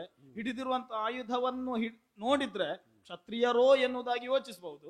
ಇಲ್ಲದಿದ್ರೆ ನೀವು ಹೀಗಿರ್ಬೇಕಾದವರು. ಹಾಗಾದ್ರೆ ಅನಿವಾರ್ಯವಾಗಿ ಸಂದರ್ಭಕ್ಕೆ ಬೇಕಾದಂತೆ ನಾವು ಹೇಗೆ ರೂಪ ಪರಿವರ್ತನೆ ಮಾಡಿದ್ದೇವೆ, ನೀನು ಈ ಸಂದರ್ಭಕ್ಕೆ ಮಾಡಿದ ಪರಿವರ್ತನೆ ಇದು. ಅದೆಂತದು ರೂಪ ಅಲ್ಲ, ಪರಿವರ್ತನೆ ಅಂತ ನಾವು ಹೇಳಿದ್ರೆ? ಹಾಗೆ ಮಾಡಿದ್ದು. ನಾವು ರಾಜಭೂಷಣಗಳನ್ನು ಕಳಚಿ, ಹಾ, ನಾರುಡೆಯನ್ನುಟ್ಟು, ಹಾ, ಬಿಡಲಾಗದ ಧನುಸ್ಸನ್ನು ತೊಟ್ಟು, ಹಾ, ಖಡ್ಗವನ್ನಿಟ್ಟು ಹಾ. ಇಲ್ಲಿ ಹೀಗೆ ಇರುವುದು ಬದಲಾದ ಪರಿಸರದಲ್ಲಿ ನಮಗೆ ಸಿದ್ಧವಾದ ಪರಿವೇಶದಿಂದ. ನಿನ್ನದ್ದು ಬದಲಾದ ಪರಿಸರದಲ್ಲಿ ಸಿದ್ಧವಾದ ಪರಿವೇಶ. ನಮ್ಮ ಹಾಗೆ ಅಂದ್ರೆ ಹಾಗೆ ಆಗಬೇಕು. ಅಲ್ಲ, ಅದು ಈಗ ನೀನು ಮನಸ್ಸು ಮಾಡಿದ್ರೆ ಹಾ. ಈಗ ಮೊದಲ ನಾನು ಮನಸ್ಸು ಮಾಡುದು ಯಾವುದಕ್ಕೆ? ಪುಣ್ಯಾತ್ಮ, ನಾನು ಮಾತಾಡುದನ್ನು ಕೇಳು ನೀನು. ನಿನ್ನ ಬಗ್ಗೆ ಕೇಳುವಾಗ ನಾನು ಮನಸ್ಸು ಮಾಡು ಅಂದ್ರೆ ನಾನು ಅದನ್ನು ಅಲ್ಲಿಗೆ ತುಂಡರಿಸಬೇಡುವ. ಈಗ ನೀನು ಮಾತಾಡುವಾಗ ನಾನೇನಾದ್ರೂ ಮಧ್ಯದಲ್ಲಿ ಮಾತಾಡಿದ್ದೇನೆ? ನಾನು ಮಾತಾಡುವಾಗ ನಿನ್ನದನ್ನು ಇಟ್ಟುಕೊಂಡು ಮಾತಾಡಿದ್ದೇನೆ. ಈಗ ನಾನು ಆಡುದನ್ನು ಕೇಳಬಾರ್ದಂತ ಹೇಳಿ ಏನಾದ್ರೂ ಉಂಟಾ? ಆಡುದಲ್ವ ಈಗ ಬಿಟ್ಟು, ಈಗ ನನ್ನ ಮಾತಿಗೆ ಬೆಲೆ ಬೇಡವಪ್ಪ. ಈಗ ಯಾರು ಕಳಿಸಿದ್ದಾರೆ ಎನ್ನುವಂತಹ ಒಂದು ವಿಚಾರದಲ್ಲಿ ಆದ್ರೂ ಆಯ್ತಪ್ಪ, ಒಂದು ಸ್ವಲ್ಪ ಮಾತು, ಅಷ್ಟೊಂದು ಕರುಣ. ನೀನು ಮಾತಾಡಿದ ಉಳಿದ ವಿಷಯ, ಆ ವಿಷಯವನ್ನೇ ಮರೆಸುವ ಹಾಗುಂಟು. ಈಗ ನಾನು ಅದು ತೊಡಗಿದ್ ಯಾಕೆ ಬಲ್ಲೆ? ಯಾಕೆ? ಪರಿವರ್ತನೆ ಎನ್ನುವುದಾಗೆಲ್ಲ ಹೇಳ್ತಾ ಇದ್ದಿ. ಹೌದು. ಈಗ ನೀನು ಮನಸ್ಸು ಮಾಡಿದ್ರೆ ಈಗ ಮೊದಲಿದ್ದದ್ದು ಒಂದು, ಈಗ ಹಾಗೆಲ್ಲ ಇದು ವಾಸ್ತವ. ಈಗ ನೀನು ಮನಸ್ಸು ಮಾಡಿದ್ರೆ ಇದು ಬದಲಾಗುತ್ತದೆ ಅನ್ನೋದಾಗಿ. ಅಂದ್ರೆ ನೀ ತೊಟ್ಟದನ್ನ ನಾ ಕಳಚಬೇಕು ಅಂತ ಅಲ್ಲಲ್ಲ, ನೀನು ತೊಡಿಸಬೇಕು ಎನ್ನುವುದಾಗಿ. ಈಗ ಬದಲಾವಣೆಗೆ ಒಂದು ಕಳಚುವುದಾಗ್ತದೆ, ಮತ್ತೊಂದು ತೊಡೆಸುವುದರಿಂದಲೂ ಬದಲಾವಣೆ ಆಗ್ತದೆ ಇಲ್ವೋ? ನೀನು ತೊಟ್ಟದ್ದು ನೋಡುವಾಗ ಹಾ, ನಿನ್ನಲ್ಲಿ ತೊಡಿಸಲಿಕ್ಕಿನ್ನೇನು ಉಳಿಲಿಲ್ಲ, ಕಳಚಲಿಕ್ಕೆ ಮಾತ್ರ ಇರುವುದು ಅಂತ ಖಂಡಿತ. ಅದಕ್ಕೆ ಕೇಳಿದ್ದಷ್ಟೇ ನಾನು. ಹಾಗಂತೇಳಿ ಕೆಲವೆಲ್ಲ ತೊಡಿಸುವುದಕ್ಕೆ ಎಷ್ಟೇ ತೊಟ್ಟಿದ್ದರೂ ಕೂಡ ಒಂದು ಸಾಕಂತೆ. ಅದನ್ನು ತೊಟ್ರೆ ಆ ವ್ಯಕ್ತಿ, ವಸ್ತು ಅದು ಬದಲಾಗ್ತದೆ. ಹುಟ್ಟದ ತೊಟ್ಟದರ ಕುರಿತಾಗಿ ಮಾತಾಡುವಾಗ ಯಾವುದನ್ನು ಮುಟ್ಟದ ಹಾಗೆ ಮಾತಾಡುವುದು ಯಾಕೆ? ನೀನು ಸ್ಪಷ್ಟ ಹೇಳು. ಈಗ ನಾನು ನಿನ್ನ ಅಣ್ಣನ ಬಳಿಯಲ್ಲಿ ಹೋದದ್ದು. ಅಣ್ಣನ ಬಳಿ ಅಣ್ಣನ ಬಳಿಯಲ್ಲಿ ಹೋಗಿ ನಾನು ಮಾತಾಡಿದೆ. ಒಳ್ಳೆ ಮಾತಾಡ್ತಾನೆ, ನಿನ್ನಾಗೆಲ್ಲವ ಕಮ್ಮಿ ಮಾತಾಡ್ತಾನೆ, ಆದ್ರಿಂದ ಮಾತಾಡಿದ್ದೆಲ್ಲ ಒಳ್ಳೇದೇ ಇರ್ತದೆ. ಹೌದೌದು, ಮಿತಭಾಷಿ ಅಂತ ಹೌದೌದು. ಮಾತಾಡುವಂತ ಸಂದರ್ಭದಲ್ಲಿ ಒಳ್ಳೆಯವರು ಬಂದ್ರೆ ಸ್ಮಿತ ಪೂರ್ವ ಭಾಷೆಯೂ ಹೌದು. ಹೌದು, ನೆಗಾಡ್ತಾ ಮೊದಲು ಅವನೇ ಮಾತಾಡ್ತಾನೆ, ಮತ್ತೆ ಅವ್ರು ಮಾತಾಡ್ಲಿ ಅಂತ ಬಿಗುಮಾನದಿಂದ ಇರುವುದಿಲ್ಲ. ನನ್ನ ಅಣ್ಣ ಮತ್ತೆ ಅವನಿಗೆ ನಾನು ಒಗ್ಗಿದೆ ಮಾತಾಡೋದಕ್ಕೆ. ಈಗ ಒಂದು ಮಾತು ಕತೆ ಬೆಳಿಬೇಕು ಅಂತ ಹೇಳಿದ್ರೆ ಅದು ನಿನ್ನ ಕರ್ತೃತ್ವ ಅಲ್ವೇ? ಮತ್ತೆ ತನಗೆ ಎದುರಾಗಿ ಇದ್ದದ್ದ ಯಾವುದನ್ನಾದ್ರೂ ತನಗೆ ಬೇಕಾದಂತೆ ಒಗ್ಗಿಸುವುದು ರಾಮನ ಹಿರಿಮೆ. ನೀನೆಂತ ಒಗ್ಗುದು? ಈಗ ತಮ್ಮನಾದಂತಹ ನಿನಗೂ ಕೂಡ ಅದೊಂದು ಗುಣ ಉಂಟಲ್ವಾ? ಎಂತದ್ದು ಬರ್ಲಿ ನಿನಗೆ ಬೇಕಾದಾಗೆ ಒಗ್ಗಿಸಿಕೊಳ್ತೀನಿ ನೀನು, ಅದು ನಮಗೆ ಸುಲಭ ಆಯ್ತು. ಒಂದು ಸಂಸ್ಕಾರ ಕೊಡುವಂತಹದ್ದೊಂದು ನಿನ್ನಲ್ಲಿ ಉಂಟು ಅಂತ ಹೇಳಿ. ಅವ ಅಣ್ಣ, ನಾನು ತಮ್ಮ ಏನು? ಅಲ್ಲ, ನನಗೆ ನಾನು ಅಣ್ಣ ಆಗ್ಲಿಕ್ಕೆ ಆಗದ್ರಿಂದ ತಮ್ಮ, ಮತ್ತೆ ಅವ ತಮ್ಮನಿಗೆ ಹಿರಿಯನಾದ್ರಿಂದ ಅಣ್ಣ. ಅವನಲ್ಲಿ ಇದ್ದದ್ದೆಲ್ಲ ನನ್ನಲ್ಲಿ ಉಂಟು. ಮತ್ತೆ ನನಗೆ ಅಷ್ಟೆಲ್ಲ ದುರಾಸೆ ಇಲ್ಲ. ಅವನು ಕೊಟ್ಟಷ್ಟೇ ನನಗೆ ಬೇಕು ಅಂತ. ನನಗೆ ತಮ್ಮ ಕೊಟ್ಟಷ್ಟು ಸಾಕು ನನಗೆ. ಎಂತದ್ದು ಕೊಡಬೇಕು? ಅಲ್ಲ, ಅವನ ಬಳಿಯಲ್ಲಿ ಹೋಗಿ ಹೇಳಿದ್ದು ನಾನು. ಏನು ಅಂತ? ಅಲ್ಲ, ಹೇಳಿದ್ದೇನಂತ ಹೇಳಿದ್ರೆ ನನಗೊಂದು ಕಲ್ಯಾಣ ಆಗ್ಬೇಕು ಎನ್ನುವುದಾಗಿ ಹೇಳಿದ್ದು. ಒಳ್ಳೆಯವರು ಹಿರಿಯರು ಕಾಣುವಾಗ ಒಂದು ಆಶೀರ್ವಾದಕ್ಕಾಗಿ ಬೇಡಿದ್ರೆ ತಪ್ಪಲ್ಲ. ಕಲ್ಯಾಣ ಮಸ್ತು ಅಂದನಾ? ಕಲ್ಯಾಣ ಮಸ್ತು ಅಂತ ಹೇಳಿದ್ರೆ ಅಲ್ಲ, ಇವನ ಹತ್ರ ಮುಚ್ಚುಮಾರಿ ಅಂತ ನೀನು ಮಧ್ಯ ಮಧ್ಯದಲ್ಲಿ ಸ್ವಗತ ಮಾತಾಡುದು. ಸ್ವಗತ ಅಂತ ಹೇಳಿದ್ರೆ ಸಂವಾದದ ಮಧ್ಯದಲ್ಲಿ ಅದು ಒಳ್ಳೇದಾಗುದಿಲ್ಲ. ಅಲ್ಲ, ನನಗೆ ಈಗ ಒಳ್ಳೇದಾಗ್ಬೇಕು ಅಂತ ಹೇಳಿದ್ರೆ ಹಾಗೆ ಮಾತಾಡದಿದ್ರೆ ಮತ್ತೆ ಒಳ್ಳೇದಾಗುದಿಲ್ಲ. ಆಯ್ತು, ನಿನ್ಗೆ ಒಳ್ಳೇದಾಗುವಾಗ ಮಾತ್ರ. ಅದು ಸತ್ಯ ಹೇಳ್ಬೇಕಂದ್ರೆ ಲಕ್ಷ್ಮಣ, ನೀನು ಸತ್ಯ ಮಾತ್ರ ಹೇಳು, ಬೇರೆ ಹೇಳಿದ್ರೆ ನನಗೆ ಆಗುದಿಲ್ಲ. ಆಯ್ತಪ್ಪ, ನಿನ್ನ ಬಳಿಯಲ್ಲಿ ಮುಚ್ಚುಮರೆ ಅಂತದ್ದು ಮಾತಿನಲ್ಲಿ ಅಲ್ವಾ? ಇದು ಆ ಅಣ್ಣನಲ್ಲಿ ಹೋಗಿ ಸತ್ಯ ಹೇಳ್ಬೇಕಂತ ಹೇಳಿದ್ರೆ ಅವನನ್ನೇ ನೀನು ಮದುವೆ ಆಗ್ಬೇಕು ಎನ್ನುವುದಾಗಿ ನಾನು ಕೇಳಿದ್ದು. ಅದೆಂತದ್ದು? ಅಲ್ಲ, ಅಣ್ಣನಲ್ಲಿ ಹೋಗಿ ಒಂದು ಮದುವೆ ಆಗ್ಲಿಕ್ಕೆ ಕೇಳಿದ ಹೆಣ್ಣು ನಿನ್ನೊಂದು ಅವಸ್ಥೆ. ಎಂತದ ಅವಸ್ಥೆ? ನಿನಗೆ ಹೋಗಿ ಹೋಗಿ ಕೇಳಲಿಕ್ಕೆ ಸಿಕ್ಕಿದ್ದ ಅವ ಏನ್ ಹೇಳಿದವ? ಅಲ್ಲ, ಈಗ ನೀನು ನಗಡುವಾಗ ಅವನಿಗೆ ಒಂದು ಜೊತೆ ಸರಿ ಇಲ್ಲದವಳು ಎನ್ನುವ ಹಾಗೆ ನಗಡ್ತಿದ್ದಿ. ಅವನು ಚಂದಿಲ್ಲ ಎನ್ನುವುದಾಗಿ ನನ್ನನ್ನು ದೂರ ಮಾಡಿದ್ದಲ್ಲ. ಒಂದೇ ಹೇಳಿ, ಅಣ್ಣನ ಜೊತೆಯಲ್ಲಿ ಮದುವೆ ಆಗಲಿಕ್ಕೆ ಸರಿ ಇದ್ದವಳನ್ನು ಅವ ಹಾಗೆ ಆಗಿದೆ. ಇನ್ನು ಯಾರು ಬಂದು ಕೇಳಿದ್ರು ಸರಿ ಇಲ್ಲದವಳು ಅಂತಲೇ ಲೆಕ್ಕ. ಈಗ ಏನ್ ಹೇಳಿದ? ಅಲ್ಲ, ಅವನು ಕೂಡ ಇದೇ ಉತ್ತರ ಕೊಟ್ಟದ್ದು. ನಿನ್ನ ಹಾಗೆ ಅವನು ಹೇಳಲಿಲ್ಲ. ಎಷ್ಟು ಚಂದ ನನ್ನನ್ನು ಸಮಾಧಾನ ಮಾಡಿ ಕಳಿಸಿದ್ದಾನೆ ಗೊತ್ತುಂಟ. ಅದೀಗ ನೀನು ಮದುವೆ ಆಗ್ಬೇಕಂತ ಹೇಳಿದ ಅಣ್ಣನಲ್ಲಿ ಅಲ್ವ, ನನ್ನಲ್ಲಿ ಅಲ್ವ? ಅಲ್ಲ, ಆದ್ರಿಂದ ಅವ ಚಂದದಲ್ಲಿ ಉತ್ತರ ಹೇಳಿದ್ದಾನೆ. ಅದನ್ನು ಕೇಳಿದ ನಾನು ಹೀಗೆ ಹೇಳ್ಬೋದು. ಅದೊಂದು ನಿನ್ನದು ಭಾವ ನನಗೆ ಇಷ್ಟ ಆಗ್ಲಿಲ್ಲ. ಅದು ನಿನಗೆ ಇಷ್ಟ ಆಗದಿದ್ರೆ ನನ್ನ ಭಾವ ನನಗೆ ಬಿಡ್ಲಿಕ್ಕೆ ಆಗುದಿಲ್ಲ. ಅದು ಅಲ್ಲಲ್ಲ, ನೀನು ಈಗ ಮಾತಾಡು. ಮುಂದೆ ನನಗೆ ಸಂಬಂಧದಲ್ಲಿ ಭಾವ ಆಗುವವರು ಇರ್ತಾರೆ, ಅದು ನಿನ್ನದೆಲ್ಲ ಬೇಡ. ಈಗ ಅವನ ಹತ್ರ ನಾನು ಹೇಳಿದ್ದು ನನ್ನನ್ನು ಮದುವೆ ಆಗ್ಬೇಕು ಎನ್ನುವಂತಹ ಸಂದರ್ಭದಲ್ಲಿ ಅವನೊಂದು ಒಂದು ಚಿಂತೆಯಲ್ಲಿ ಹೇಳಿದ್ದವನು. ನಿನಗೆ ಯಾಕೆ ತಲೆ ಬಿಸಿ? ಅವ ಹೇಳಿದ್ದಲ್ವ? ಹೌದಪ್ಪ, ಮತ್ತೆ ನೀನ್ ಯಾಕೆ ತಲೆ ಉಜ್ಜಿಕೊಳ್ಳು? ಅದು ನಿನಗೆ ಗೊತ್ತಾಗ್ಬೇಕು. ಅದನ್ನ ತಲೆ ಉಜ್ಜದಿದ್ರೆ ಹೇಳಿದ್ರೆ ಅರ್ಥ ಆಗ್ತದೆ. ಬಹುಶಃ ನೀನು ನನ್ನ ಮುಖ ಮಾತ್ರ ಅಲ್ಲ, ಅಣ್ಣನ ಮುಖವನ್ನು ಕೂಡ ನೋಡುದಿಲ್ವಾ ಅಂತ. ಅಣ್ಣನ ಮುಖ ನೋಡಬೇಕಾದಾಗ ನೋಡ್ತೇನೆ. ಅದೇ ಯಾವಾಗಲೂ ಮುಖ ನೋಡಿ ಮಾತಾಡುವ ದುರಭ್ಯಾಸ ಇಲ್ಲ ನನಗೆ. ನೀನು ಸ್ವಲ್ಪ ಮೊದಲೇ ಬರ್ತಿದ್ರೆ ಆಗ್ತಿತ್ತು. ಚತುರಾಯ ಸಣ್ಣವಳವರನ್ನು ಮದುವೆಯಾಗಿದ್ದೇನೆ. ಆಗ ನನಗೆ ಒಂದು ಯಾರನ್ನು ನೋಯಿಸದೆ ಮಾತಾಡುವ ಅಣ್ಣನ ಗುಣಕ್ಕೆ ಶರಣು. ನಿನಗೂ ಹಾಗೆ ಹೇಳಿದೆ ಅಲ್ವಾ? ಹೌದು. ಆಯ್ತಾಯ್ತಾಯ್ತು ಹೇಳಿ. ಅಲ್ಲ, ಅದನ್ನು ಮುಂದುವರಿಸ್ತೇನೆ. ನನಗೆ ಒಂದು ಸ್ಪಷ್ಟ ಉತ್ತರವೇ. ಎಂತದ್ದು? ನೀವೆಲ್ಲ ಪಾಯಸದಿಂದ ಹುಟ್ಟಿದವರಂತೆ ಅಲ್ಲ? ನಾವೆಲ್ಲ ಪಾಯಸದಿಂದ ಹುಟ್ಟಿದವರು. ಪಾಯಸದಿಂದಲೇ ಹುಟ್ಟಿದವರು. ಈಗ ನಿನ್ನ ಅಣ್ಣ ಕಡ್ಲೆಬೇಳೆ ಪಾಯಸದಿಂದ, ಮತ್ತೆ ಉಳಿದವರ ಹೆಸರು ಬೇಳೆ ಪಾಯಸದಿಂದ, ನೀನು ಕರಿಮೆಣಸಿನಿಂದ ಪಾಯಸದಿಂದ ಹುಟ್ಟಿದ್ದಂತ ಹೇಳಿ ಅನ್ನೋದು ಉಂಟ. ಅವನು ಮಾತಾಡುವಾಗ ಅದು ಕಡು ಶರ್ಕರ ಪಾಕದಿಂದ ಮಾಡಿದಂತಹ ಪಾಯಸದಾಗೆ, ನಿನ್ನದು ಕರಿಮೆಣಸಿನಾಗೆ ಆಗ್ತದೆ. ನನಗೆ ಪಾಯಸ ಅಂದ್ರೆ ಎಂತದ್ದು? ಪಾಯಸ ಅಂತ ಹೇಳಿದ್ರೆ ಎಂತದಂತ ಹೇಳಿದ್ರೆ ಪಾಯಸ ಅಂತ ಹೇಳಿದ್ರೆ ಪಾಯಸ. ಪಯದಿಂದ ಸಿದ್ಧವಾದದ್ದಕ್ಕೆ ಪಾಯಸ, ಹಾಲಿನಿಂದ ಸಿದ್ಧ ಆದದ್ದಕ್ಕೆ ಪಾಯಸ ಅಂತ ಹೆಸರು. ನಿಮ್ಮಲ್ಲಿ ಕರಿಮೆಣಸಿಗೆ ಹಾಲಾಗ್ತಾರೆ. ಮತ್ತೆಂತದ್ದು ನಿನಗೆ ಇವಳ ಯಾವ ಊರಿನ ಪಾಯಸ ತಿಂದು ಬಂದಿದ್ದಾಳ ನನಗೆ ಗೊತ್ತಿಲ್ಲ. ಅದೇ ನನಗೆ ಆಶ್ಚರ್ಯ ಆಗುವುದು. ಎಂತದ್ದು? ಇಲ್ಲದಿದ್ರೆ ಅಣ್ಣನನ್ನು ಅನುಸರಿಸಿಕೊಂಡು ಬಂದಂತಹ ತಮ್ಮನೇ ಆಗಿದ್ರೆ ಅಣ್ಣನ ಹಾಗೆಲ್ಲದಿದ್ರು ಬಿಡ್ಲಿ ಅಪ್ಪ. ಅದಕ್ಕೆ ಇವನು ಮಾತಾಡುವಾಗ ರಾಮನ ತಮ್ಮ ಹೌದು ಅಂತೇಳಿ ಅನಿಸುವ ಹಾಗೆ ಆದ್ರೂ ಮಾತಾಡಬೇಡ. ಆಯ್ತು, ಈಗ ಅಣ್ಣನ ಹತ್ರ ಹೆಸರು ಹೇಳಿದ್ರಿಂದ ಈಗ ನೀನು ಹೇಳಿದ್ದನ್ನು ಕೇಳದ ನಿರ್ವಾಹ ಇಲ್ಲ. ಎಂತದ್ದು? ಅಲ್ಲ, ಅದು ಮತ್ತೆ ಅವನು ಹೇಳಿದ ಹಾಗಂತೇಳಿ ನಾವು ಯಾರು ಕೂಡ ನಮ್ಮಲ್ಲಿ ಬಯಸಿ ಬಂದವರಿಗೆ ನಾಸ್ತಿ ಅಂದದ್ದಿಲ್ಲ. ಆದ್ರೆ ನನಗೇನಿಲ್ವ ಎನ್ನುವಾಗ ಅವನೇ ಈ ದಾರಿಯನ್ನು ತೋರಿಸಿದ್ದು. ಮತ್ತೆ ನೀನು ಇಲ್ಲಿ ನಿಂತದ್ದು ಯಾಕೆ? ಮುಂದೆ ಹೋಗ್ಬೇಕು, ಈ ದಾರಿಯಲ್ಲಿ ಮುಂದೆ ಹೋಗ. ಅಲ್ಲ, ಈ ದಾರಿಯನ್ನು ತೋರಿಸಿದ್ದು ಎಲ್ಲಿ ತನಕ? ನೀನು ಸಿಗುವ ತನಕ ಮಾತ್ರ ದಾರಿಯಲ್ಲಿ ಕ್ರಮಿಸುವಂತದ್ದು ಇರುವುದು. ನಾನು ಸಿಗುವುದಕ್ಕೆ ಯಾಕೆ ಹೇಳಿದ? ನಿನ್ನ ಸನ್ನಿಧಾನಕ್ಕೆ ಬಂದು ಸೇರುವುದಷ್ಟೇ ನನ್ನ ಕೆಲಸ. ಸನ್ನಿಧಾನ? ಹೌದಪ್ಪ. ಇದಂತ ದೈವ ದರ್ಶನ ಗೊತ್ತಿಲ್ಲ ನನಗೆ. ಮತ್ತೆ ಅವನು ಬೇಕಾದೆಲ್ಲವನ್ನು ಕೂಡ ಎಲ್ಲಿ ಏರಿಸಬೇಕು, ಏನು ಮಾಡಬೇಕು ಎನ್ನುವುದನ್ನೆಲ್ಲ ನೀನು ಮಾಡ್ತೀಯ ಅಂತ. ಹಾಗಂತೇಳಿ ಈ ಸನ್ನಿಧಾನದಲ್ಲಿ ಪ್ರಾರ್ಥನೆ ಬೇಕು ನಮ್ಮದು. ತಡಿ ಏನು ಎಂತದ್ದು ಉದ್ದೇಶ ಅದೇ. ಅದು ನಾಚುದು ನೋಡು. ಅಲ್ಲ, ಅವಳಿಗೆ ಇಲ್ಲದ ನಾಚಿಗೊಂದು ಭರಿಸುವ ಕ್ರಮವೇ ಅಲ್ಲ. ಇಲ್ಲದಂತೇಳಿ ಇದು ತನಕ ಇಲ್ಲದ್ದು ಒಂದೇ. ನಿನ್ನಲ್ಲಿ ಇಲ್ಲದ್ರೆ ಬರುವುದೇಗೆ? ಈಗ ನಿನ್ನ ಇದು ತನಕ ಕಾಣದನ್ನು ಕಾಣಿಸುವ ಕ್ರಮ ನೋಡು. ಈಗ ನಾನು ಹೆಣ್ಣಲ್ವ? ನೀನು ಹೇಳ್ಬೇಕಾದ ನಾನು ಉತ್ತರ ಹೇಳುವುದು ಹೇಗೆ? ನಾನು ಹೆಣ್ಣು ಅಂತ ಹೇಳ್ಬೇಕಾದ್ದು ನೀನು, ಅದಕ್ಕೆ ನಾನು ಹೇಗೆ ಉತ್ತರ ಹೇಳುದು? ಅದಕ್ಕೆ ಹೇಳುದು ಮುಖ ನೋಡಿ ಮಾತಾಡ್ಬೇಕು ಎನ್ನುವುದಾಗಿ. ನೀನು ಮುಖ ತಗ್ಗಿಸಿದ್ರೆ ಮುಖ ನೋಡುದು ಹೇಗೆ? ನಾನು ನಾಚುವಾಗ ಮುಖ ತಗ್ಗಿಸ್ತಿ. ನಾನು ಮುಖ ತಗ್ಗಿಸುವಾಗ ನೀನು ನನ್ನ ಮುಖ ನೋಡುವುದು ಯಾಕೆ? ಅಲ್ಲ, ನಾನು ನೋಡುವಾಗ ನೀನು ತಗ್ಗಿಸುವುದು ಯಾಕೆ? ಎಂತದಿರ್ಲಿ, ನಾವಿಬ್ಬರು ಒಂದು ಹೊಂದಾಣಿಕೆ ಮಾಡಿಕೊಳ್ಳುವ. ಹೇಗೂ ಮತ್ತೆ ಸದ್ಯ ಭವಿಷ್ಯದಲ್ಲಿ ಒಟ್ಟಿಗೆ ನಡಿಬೇಕಾದವರಲ್ಲ. ಆದೀತು. ಹೊಂದಾಣಿಕೆ ಅಂದ್ರೆ ಈಗ ನಿನ್ನ ಮುಖ ನೋಡದೇ ಇದ್ರೆ ನೀನು ಯಾವಾಗ ಬೇಕಾದ್ರೂ ತಗ್ಗಿಸಬಹುದು. ಈಗ ಲಕ್ಷ್ಮಣ ಅಂಕ, ಇದು ಹೌದು, ಶುಭ ಕೆಲಸಕ್ಕೆ ಹೆಚ್ಚು ತಡ ಮಾಡಬಾರದು. ಅದು ಶುಭ ಕೆಲಸಕ್ಕೆ ಯಾರು ತಡ ಮಾಡುವುದಿಲ್ಲ. ಅಣ್ಣ ಹೇಳಿದ್ದಾನೆ, ನನ್ನಲ್ಲಿ ನಿನಗೆ ಯಾವುದು ಪ್ರಾಪ್ತಿ ಆಗ್ಲಿಲ್ಲೋ ಅದು ಅಲ್ಲಿ ಹೋದ್ರೆ ಸಿಗ್ತದೆ ಎನ್ನುವುದಾಗಿ ಹೇಳಿದ್ದಾನೆ. ಹಾಗಾಗಿ ಹೇಳುವಂತದ್ದು, ನನ್ನನ್ನು ಮದುವೆ ಆಗು. ಏನು ಮಾತಾಡ್ತೀಯ? ಮಂದಗಮನೆ ಇದ್ದ ಸತಿಯೊಂದನೆ ನೋಡದಿರು.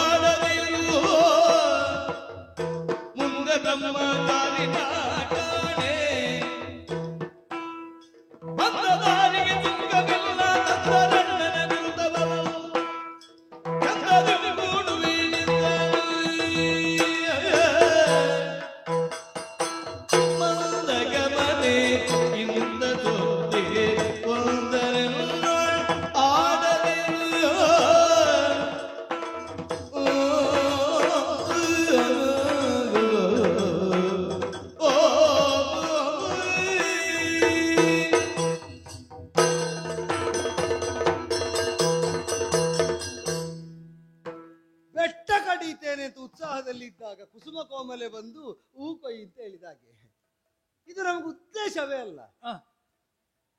ನಿಧಾನಕ್ಕೆ ಬಂದರು, ಹಾಗೆ ಹರಡಿಕೊಂಡ್ರು. ಮಂದಗಮನೆ. ನೀನೆಂತದ್ದು ಕರ್ದದ್ದು? ಎಂತದ್ದು? ನನ್ನ ಕಾಮ ಸನ್ನಿಭ.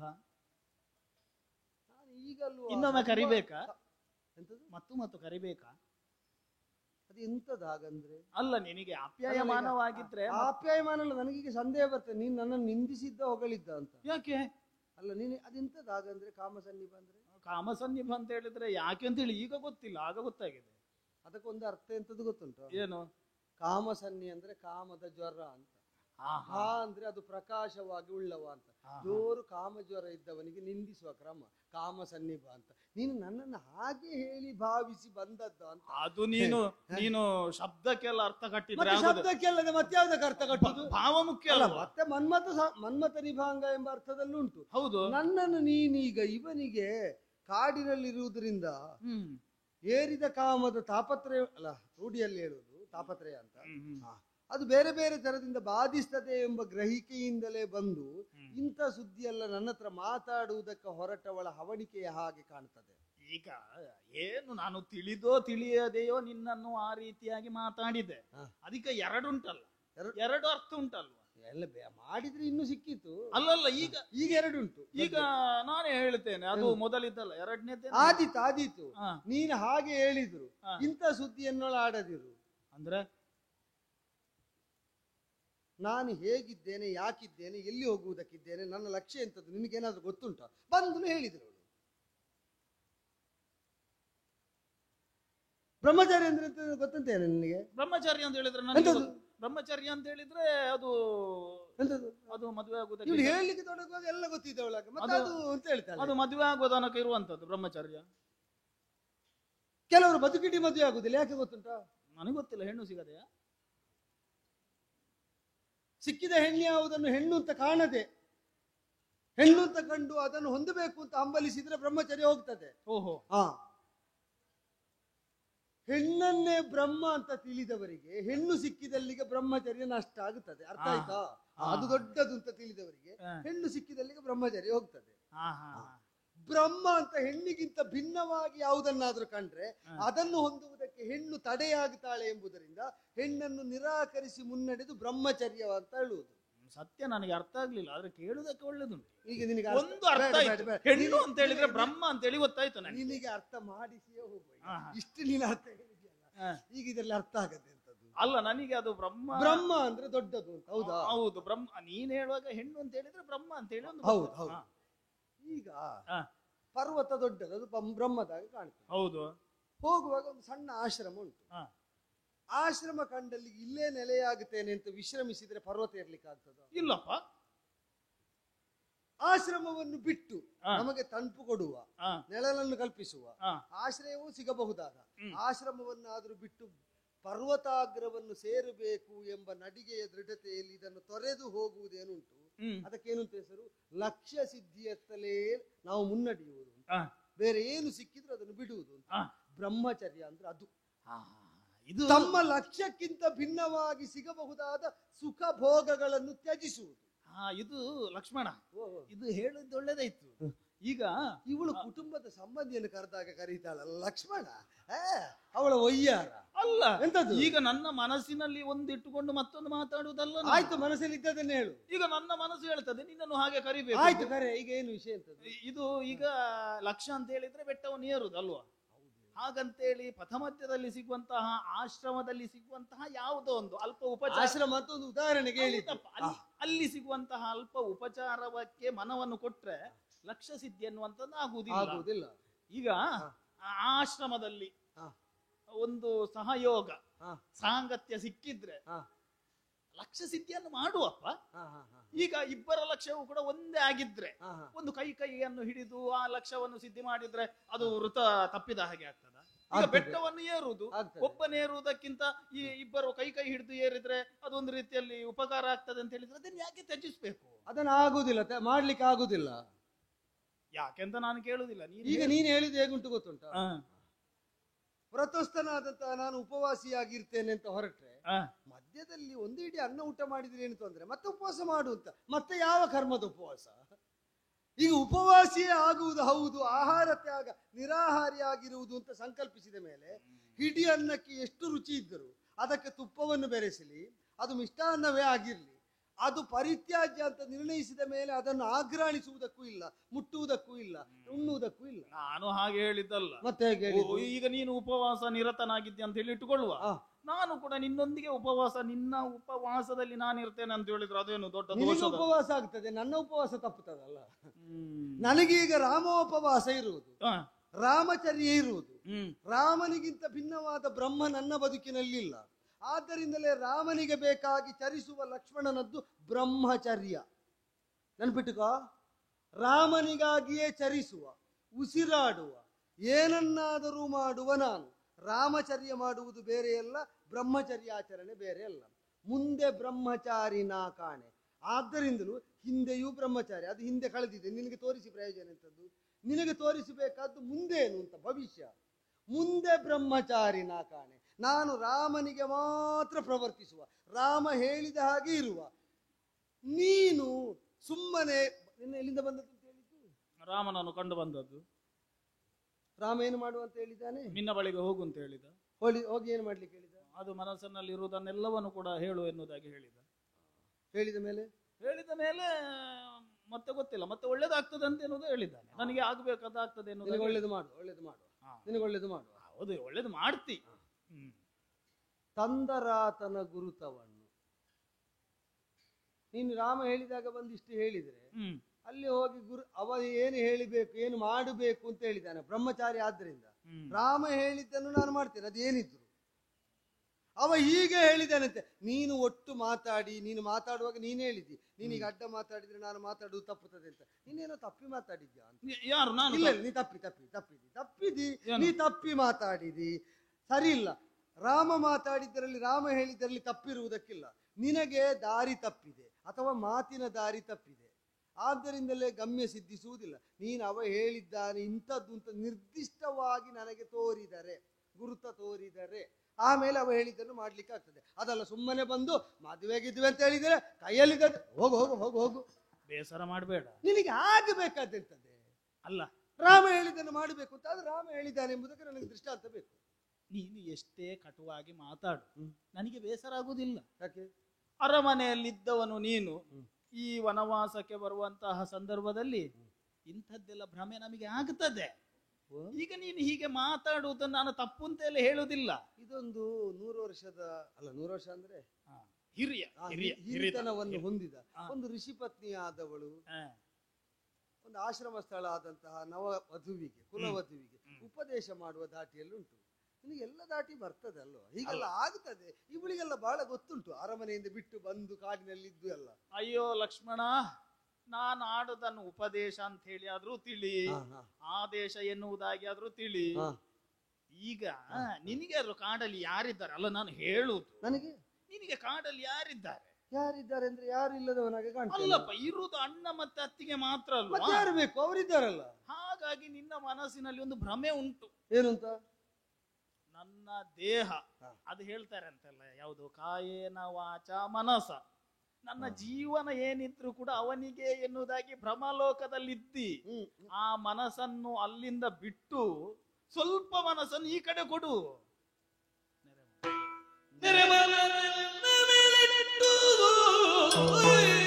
ಯಾಕೆ?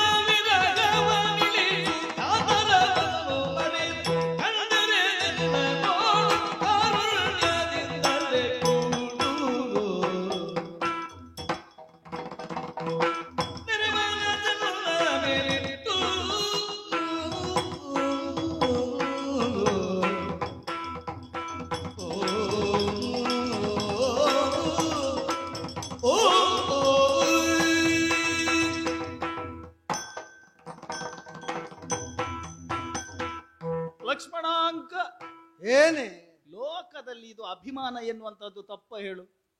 ಅಭಿಮಾನ ತಪ್ಪಲ್ಲ. ತಪ್ಪಲ್ಲ.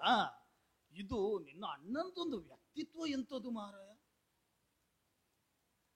ಅವ ಮಹಾರಾಯ ಅಂತಲ್ವಾ? ಹೌದು ಹೌದೌದು, ನಾವು ಅದನ್ನು ಒಪ್ಪಿಯಾಗಿದೆ. ತಲೆಯಲ್ಲಿ ಕಿರೀಟ ಇಲ್ಲದಿದ್ರು ಅವರೇ ಮಹಾರಾಯ. ಅರೆಗಳಿಗೆ ಅವನೊಂದಿಗೆ ನಾನು ಮಾತಾಡಿದ್ದು, ಸಂವಹನ ಮಾಡಿದ್ದು, ನನ್ನ ಮಾತೆಲ್ಲ ಅವನಾಗೆ ಆದದ್ದು ಅಂತ. ಈಗ ನಾನು ಮಾತಾಡುವಾಗ ನಿನ್ಗೆ ಗೊತ್ತಾಗ್ಲಿ ಎಷ್ಟು ಚಂದದಲ್ಲಿ ಒಂದು ಒಳ್ಳೆ ಭಾಷೆಯಲ್ಲಿ ನಾನು ಮಾತಾಡಿದ್ದೇನೆ. ಆಗಿದೋ ಇಲ್ವೋ, ಆದ್ರೆ ಅದೇ ಆಗ್ಬೇಕಾದ್ದು ಅಂತ ನಿನಗೆ ಖಂಡಿತ ಅಲ್ಲ. ಈಗ ಒಬ್ಬರನ್ನು ನಾವು ಮನಸ್ಸಲ್ಲಿ ಅವರ ಬಗ್ಗೆ ಅಭಿಮಾನವನ್ನು ಹೊಂದಿದ್ರೆ ಅವರು ಆಡುವಂತಹ ಮಾತು ಕೃತಿ ಎಲ್ಲವೂ ಕೂಡ ಅವರ ಹಾಗೆ ಆಗ್ತದೆ. ನಿಜವಾಗಿ ಒಂದನ್ನು ತಿಳಿಯುವುದು ಅಂದ್ರೆ ಹಾಗೆ, ತಿಳಿದರೆ ತಿಳಿದದ್ದೇ ನಾವು ಆಗಬೇಕು. ಹೌದು. ಒಬ್ಬರ ಮಾತನ್ನು ಕೇಳ್ತಾ ಇದ್ರೆ, ಒಬ್ಬರ ಮಾತು ನಮಗೆ ಆಗ್ತಾ ಇದ್ರೆ, ಆಪ್ತವಾದ್ರೆ ಮತ್ತೆ ನಮ್ಮ ಮಾತು ಕೂಡ ಹಾಗೆ ಆಗುದು. ನಾನು ಅದು ಮಾಡಿ ನೀನಿದು ಯಾರಿಗೆ ಹೇಳುದು? ಅಲ್ಲಲ್ಲ, ನಿನಗೆ ಹೇಳುದು ಇದು. ನಾನು ಈ ಮಾತನ್ನೆಲ್ಲವೂ ಈಗ ಮುಂದೆ ಮಾತಾಡ್ಲಿಕ್ಕಿರುವಂತ ವಿಷಯಗಳನ್ನು ಮತ್ತೆ ಆಡುವ ಅಂತ ಹೇಳಿದ್ದೆ. ಇಲ್ಲದೆ ಈಗ ರಾಮ ಮಾತಾಡಿದಾಗ ನೀ ಮಾತಾಡ್ಲಿಕ್ಕೆ ಹೊರಟಿದ್ದಿ. ಅಲ್ಲ, ರಾಮನಲ್ಲಿ ಮಾತಾಡಿದ ರಾಮನಲ್ಲಿ ಮಾತಾಡಿದ ಹಾಗೆ ನಿನ್ನ ಹತ್ರ ಮಾತಾಡಿದೆ ನೋಡು. ರಾಮನ ಮಾತ್ರ ನಿನ್ನ ಬಾಯಿಂದ ಕೇಳುವಾಗ ಹೇಗಿರ್ತದೆ ಕೇಳು. ಅಲ್ಲಲ್ಲ, ಈಗ ರಾಮನ ಮಾತಲ್ಲ. ಅಲ್ಲ, ರಾಮ ಮಾತಾಡುವ ಶೈಲಿಯ ಮಾತು ಹಾಗೆ ಅಲ್ಲ. ಈಗ ಅದು ಬಂದ್ರೆ ಹೇಗಿರ್ತದೆ ಕೇಳುವ. ಅದು ಬೇಡ, ಅದು ನಡೆಯುವುದಿಲ್ಲ ಎನ್ನುವುದಾಗಿ ನನಗೆ ಗೊತ್ತಾಗಿದೆ. ಈಗ ಇದು ನಿನ್ನ ಹತ್ರ ಹೀಗೆ ಮಾತಾಡುವುದಲ್ಲ. ನಿನಗೆ ಗೊತ್ತಾಯ್ತಲ್ಲ, ಜ್ಞಾನೋದಯ ಆಯ್ತಲ್ಲ. ಈಗ ನಿನಗೆ ನೆರೆಯುವುದಂತ ಹೇಳಿದ್ರೆ ಏನು ಲಕ್ಷ್ಮಣ? ನೆರೆಯುವುದು ಹೌದು, ನೆರೆ ಅಂತ ಹೇಳಿದ್ರೆ ಏನು? ಇನ್ನು ಕೂದಲು ನೆರೆಯುವುದಂತೆಲ್ಲ ಹೇಳ್ಬೇಡ. ನೆರೆಯುವುದಂದ್ರೆ ಬಿಳುಪಾಗುವುದು ಅಂತಲ್ವಾ? ಅದೇ, ಅದು ಅಪಾರ್ಥ ಮಾಡುವುದಂತ ಹೇಳಿದ್ರೆ ಅರ್ಥ ನನ್ನ ಹತ್ರ ಕೇಳಿ ಅಪಾರ್ಥ ಅಂತ ನೀನು ಹೇಳುತ್ತಾ? ಹಾಗಾದ್ರೆ ನೀನು ಹೇಳರ್ಥ ಎಂತದ್ದು ನಿನಗೆ ಬೇಕಾದ ನೆರೆಯುವ ಅರ್ಥ ಎಂತದ್ದು? ಈಗ ನಾನು ಕೇಳುವಾಗ ನನಗೆ ಬೇಕಾದ ಅರ್ಥವನ್ನು ನೀನು ಹೇಳ್ಬೇಕು. ಯಾವ್ದು ಬೇಕು ಅಂತ ಮೊದಲು ಹೇಳಿ ಕೇಳಬೇಡ. ಅದಕ್ಕಿಂತ ನಿನ್ಗೆ ಹೇಳ್ಬೋದಲ್ಲ, ಅದು ನೀನ್ ಅರ್ಥ ಹೇಳು ಅಂತ ಹೇಳಿ ನಾನು ಹೇಳಿದ್ರೆ ನೀನು ಹೇಳು. ಬೇಡದನ್ನು ಹೇಳಿದ್ರೆ ಏನಾಗ್ತದೆ? ಇದು ಹಾರುವಂತಹ ಎತ್ತಿಗೆ ತಲೆಗೆ ಪಡೆದ ಹಾಗೆ. ಈಗ ಅವಳ ತಲೆಗೂದಲು ನೆರೆತಿದೆ ಅಂದ್ರೆ ಏನರ್ಥ? ಅದು ಬಿಳುಪಾಗಿದೆ ಅನ್ನೋದು. ಅದನ್ನೆಲ್ಲ ಹೇಳಿದೀಗ. ಅದಲ್ಲ ಮತ್ತೆ ಇದು ನೆರೆ ಬರುವುದು ಅಂತ ಹೇಳಿದ್ರೆ, ನೆರೆ ಬರುವುದು ಅಂದ್ರೆ ಪ್ರವಾಹ ಬರುವುದು ಹಾಗೆ. ಈಗ ನಿನ್ನ ಮೇಲೆ ನನಗೆ ಪ್ರೀತಿ ಉಕ್ಕಿ ಹರಿದಿದೆ. ಈಗ ನಿನ್ನಲ್ಲಿ ಇರುವುದು ಅಲ್ಲ, ನಾನು ತಪ್ಪಂತ ಹೇಳುದಿಲ್ಲ. ಈಗ ನೀನು ಅಣ್ಣ ಮತ್ತೆ ಅತ್ತಿಗೆಯನ್ನು ನಂಬಿ ಇಲ್ಲಿ ಬಂದವನು, ಹಾಗಂತೇಳಿ ನಾವಿದ್ದ ಹಾಗೆ ಇರುವುದಾ? ಇಲ್ಲ, ಇದ್ದಾಗಿರುವುದು ಕಲ್ಲು ಬಂಡೆ ಮಾತ್ರ ಅಲ್ವಾ? ಮನುಷ್ಯ ಅಂತ ಹೇಳಿದ್ಮೇಲೆ ಒಂದು ಬದಲಾವಣೆ ಜಗತ್ತಿನ ನಿಯಮ ಅಲ್ವಾ? ಸಹಜ. ಈಗ ಒಮ್ಮೆ ನಿನ್ನ ಮನಸ್ಸನ್ನು, ಅಲ್ಲಿರುವಂತ ಮನಸ್ಸನ್ನು ಒಮ್ಮೆ ಇಲ್ಲಿ ಇಟ್ರೆ, ಅಥವಾ ಇಲ್ಲಿ ಅಂದ್ರೆ ಇಲ್ಲಿ ಅಲ್ಲ, ನನ್ನ ಕಡೆಗೆ ನೀನು ಮನಸ್ಸನ್ನು ಕೊಟ್ರೆ ಮತ್ತೆ ಒಂದು ನಿನ್ನ ಜೀವನದಲ್ಲಿ ಆಗುವಂತಹ ಬದಲಾವಣೆಗಳನ್ನು ನೀನು ನೋಡು. ಈಗ ಏನಾದೀತು ಅಂತ ನಿನ್ನ ನಿರೀಕ್ಷೆ? ಈಗ ಅದು ಬ್ರಹ್ಮಚರ್ಯದ ವಿಷಯವನ್ನೆಲ್ಲ ಹೇಳಿದ್ದಿ. ಅದು ಈಗ ಬ್ರಹ್ಮಚರ್ಯದಲ್ಲೇ ಇರ್ಬೇಕಂತೇನಿಲ್ಲಲ್ಲ. ಈಗ ಬ್ರಹ್ಮನನ್ನು ಕಾಣುವುದಕ್ಕೆ ಅದು ಒಂದೇ ದಾರಿಯ. ಬೇರೆ ದಾರಿ ಯಾವುದು? ಬೇರೆ ದಾರಿ ಅಂತ ಹೇಳಿದ್ರೆ ಇದನ್ನು ಹೇಗೆ ಹೇಳುದಪ್ಪ ಇವನಿಗೆ? ಹೇಳುವುದೇಗಿಂತ ಮಾತ್ರ ಅಲ್ಲ, ಇವನ ಒಳಗೆ ಇದ್ದದ್ದನ್ನೇ ಹೇಳುದಲ್ವಾ? ಈಗ ನೀನು ಒಂದು ಸಾರಿ ಇದು ನನ್ನ ಮುಖವನ್ನು ನೋಡಿದ್ರೆ ನಾನು ಇಷ್ಟು ಮಾತು ಆಡ್ಬೇಕು. ನಿನ್ನ ಮುಖ ನೋಡಿ ಕೇಳ್ತೇನೆ, ಹೇಳು. ಈಗ ನೀನೊಂದು ಬಳುಕುವಂತಹ ಬಳ್ಳಿಯನ್ನು ನೋಡಿದ್ಯಾ ನೀನು? ಬಳುಕುವ ಬಳ್ಳಿಗಳೆಲ್ಲ ಉಂಟಲ್ಲ, ಇಲ್ಲಿದ್ದ ಗಿಡ ಮರಗಳೆಲ್ಲ ವ್ಯಾಪಿಸಿಕೊಂಡು ಉಂಟು. ನಿನಗಿದು ಗುರುಗಳಿಂದ ಪಾಠ ಎಲ್ಲ ಆಗಿದೆ? ನನಗೆ ಕಲಿಯುವಷ್ಟು ಅವರು ಕಲಿಸಿದ್ದಾರೆ. ಅದರಲ್ಲಿ ಈಗ ಒಂದು ಹೆಣ್ಣಿನ ವರ್ಣನೆಯನ್ನು ಯಾವ್ದು ಹೇಳಲೇ ಇಲ್ವಾ ಗುರುಗಳು? ಲತಾಂಗಿ ಅಂತ ಹೇಳಿದ್ದಾರೆ ಅಲ್ವಾ? ಈ ಲತಾಂಗಿ ಅನ್ನೊಂದು ಸಾರಿ ನೋಡಂತೆ ನೀನು. ಆ ಲತಾಂಗಿಯನ್ನು ನೋಡಿದ್ರೆ ಈಗ ನಾನು ಚಂದಿಲ್ವಾ ಲಕ್ಷ್ಮಣ? ನೀನು ಅಲ್ಲ, ನಾನು ಚಂದ ಇಲ್ವಾ ನೋಡಿದ್ರೆ? ಈಗ ತಾನು ಹೇಗಿದ್ದೇನೆ ಅಂತ ಕೇಳುವ ಲತೆಯನ್ನು ಅವರು ತೋರಿಸಲಿಲ್ಲ. ಲತಾಂಗಿ ಹಾಗೆ ಕೇಳಿದ್ರೆ ತಪ್ಪು ಅಂತಿಲ್ಲ, ಆದ್ರೆ ಹಾಗೆ ಕೇಳಿದವರಿಗೆಲ್ಲ ಉತ್ತರ ಹೇಳಲಿಕ್ಕೆ ಹೋಗಬಾರದು ಲಕ್ಷ್ಮಣ ಅಂತ ಗುರುಗಳು ಹೇಳಿದ್ದಾರೆ. ನಾನು ಹೇಗಿದ್ದೇನೆ ಹೇಳು ಅಂತ ಕೇಳಿದ ಲತಾಂಗಿಗೆ ಹೇಗಿತ್ತು ಅಂತ ಯಥಾರ್ಥ ಹೇಳಿದರೆ, ಹೆಣ್ಣು ಮಕ್ಕಳಿಗೆ ಯಥಾರ್ಥವಾಗಿ ಸೌಂದರ್ಯ ವಿವರಣೆ ಮಾಡಿದರೆ ಅಪ್ರಿಯವಾಗುತ್ತದೆ ಎಂಬುದು ಸೌಂದರ್ಯ ಶಾಸ್ತ್ರ ಕಲಿಸುವಾಗ ಮೊದಲ ಪಾಠ ಆಗಿ ಗುರುಗಳು ಹೇಳಿದ್ರು. ಯಾವ ಕರ್ಮ ಅಂತೇಳಿ ನನಗೆ ಬುದ್ಧಿ ಹೇಳ್ತದೆ, ಇವನಿಗೆ ಅರ್ಥ ಆಗುವ ಹಾಗೆ ಹೇಳು ಅಂತೇಳಿ. ಹಾಗಂತೇಳಿ ಮನಸ್ಸಿನಲ್ಲಿ ಇದ್ದದೆಲ್ಲ ಹೇಳಿದ್ರೆ ನಾಳೆ ಇವನಿಗೆ ನಾನು ಮುಖ ತೋರಿಸ್ಬೇಡುವಾ? ಇದು ಹುಟ್ಟಿದಂತಹ ಪ್ರತಿಯೊಂದು ಜೀವಿಗಳಿಗೆ ಆಗ್ಲಿ, ಜೀವಿ ಅಂತ ಹೇಳಿದ್ರೆ ಮನುಷ್ಯರಿಗೆ ಆಗ್ಲಿ ಪ್ರಾಣಿಗಳಿಗೆ ಆಗ್ಲಿ ತನ್ನನ್ನು ತಾನು ತೋರಿಸ್ಬೇಕು ಅಂತ ಹೇಳಿ ಇರ್ತದೋ ಇಲ್ವೋ? ಇರ್ತದೆ. ಅಭಿವ್ಯಕ್ತಿಯ ಒಂದು ಹಂಬಲ ಆ ಒಳ್ಳೇದಾಯ್ತು ಆ ಶಬ್ದವನ್ನು ಬಳಸಿದ್ದು. ಈಗ ಲಕ್ಷ್ಮಣನೆನ್ನುವಂತಹ ಪಾತ್ರ ಅಭಿವ್ಯಕ್ತಿ ಹೊಂದಬೇಕು ಅಂತ ಹೇಳಿದ್ರೆ, ಈಗ ಹುಟ್ಟಿದಂತಹ ಮಗು ತನ್ನ ಇರುವಿಕೆಯನ್ನು ತೋರಿಸ್ಬೇಕು ಅಂತ ಹೇಳಿದ್ರೆ ಏನ್ ಮಾಡ್ತದೆ? ಅದಕ್ಕೆ ಪುಷ್ಟಿ ಆಗಬೇಕು. ಪುಷ್ಟಿ ಆಗ್ಬೇಕು. ಪುಷ್ಟಿ ಆಗ್ಬೇಕು ಅಂತ ಹೇಳಿದ್ರೆ, ಪುಷ್ಟಿ ಆಗಬೇಕು ಅಂತ ಆದ್ರೆ ಜೀವಧಾರಕವಾದ ದ್ರವ್ಯವನ್ನು ಉಣ್ಣಬೇಕು ಅಲ್ವಾ? ಈಗ ನೀನು ಇದು ಲಕ್ಷ್ಮಣನಾಗಿ ಅಭಿವ್ಯಕ್ತಿ ಹೊಂದಬೇಕು ಅಂತ ಹೇಳಿ ಆದ್ರೆ ಇದು ಏನಿಲ್ಲ, ನನ್ನನ್ನು ಒಮ್ಮೆ ಸರಿ ನೋಡಿದ್ರೆ ನಿನಗೆ ಏನು ಮಾಡಬೇಕು ಅಂತ ಹೇಳಿ ಗೊತ್ತಾಗ್ತದೆ. ಒಂದು ಸಾರಿ ನಿನಗೆ ಪುಷ್ಟಿದಾಯಕವಾದಂತಹ ಆ ವಸ್ತುವಿನ ಬಗ್ಗೆ ನೀನು ಗಮನ ಕೊಟ್ರೆ ಮತ್ತೆ ನಿನ್ನ ಜೀವನವೆಲ್ಲವೂ ಕೂಡ ಬದಲಾಗ್ತದೆ. ಲಕ್ಷ್ಮಣ, ನನಗೆ ಅರ್ಥ ಆಗ್ತದೆ, ನಿನಗೆ ಅರ್ಥ ಆಗಿದೆ. ಹಾಗಂತೇಳಿ ಅರ್ಥವಾದದನ್ನೆಲ್ಲವನ್ನು ಕೂಡ ಮನಸ್ಸಿನಲ್ಲಿ ಇಟ್ಟುಕೊಂಡು ಅಷ್ಟು ಮಾಡಿದ್ರೆ ಸಾಕು, ಬೇರೆ ಏನು ಬೇಡವಾ? ಅಲ್ಲ, ಬೇರೆ ಏನು, ಅಷ್ಟು ಮಾಡು ನೀನು. ಅಷ್ಟು ಮಾಡಿದ್ರೆ ಮತ್ತೆಲ್ಲವೂ ಕೂಡ ಅದರಷ್ಟಕ್ಕೆ ಆಗ್ತದೆ. ಹಾಗಾಗಿ ಈಗ ಕಾಮವಾಂಛೆಯಿಂದ ಬಂದಿದ್ದೇನೆ, ಇನ್ನು ಹೆಚ್ಚು ತಡ ಮಾಡಬೇಡ. ಅಲ್ಲಿ ರಾಮ ಮತ್ತೆ ನಿನ್ನ ಅತ್ತಿಗೆ ಕೂಡ ನಮ್ಮಿಬ್ಬರ ಜೋಡಿಯನ್ನು ಕಾಣಬೇಕು ಎನ್ನುವಂತಹ ಕಾತರೆಯಿಂದಿದ್ದಾರೆ. ಯಾವುದೇ ರೀತಿಯ ಮುಚ್ಚುಮರೆಯನ್ನು ಮಾಡದೆ ತೆರೆದ ಹೃದಯದಿಂದ ನನ್ನನ್ನು ಒಂದು ಸಾರಿ ಕೂಡೋ ಲಕ್ಷ್ಮಣ.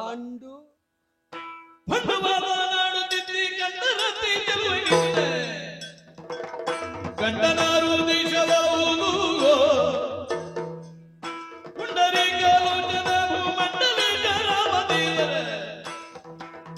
ಕಂಡುದಿಲ್ಲಿ ಮೂಗು ಸುಮ್ಮನೆಯೇ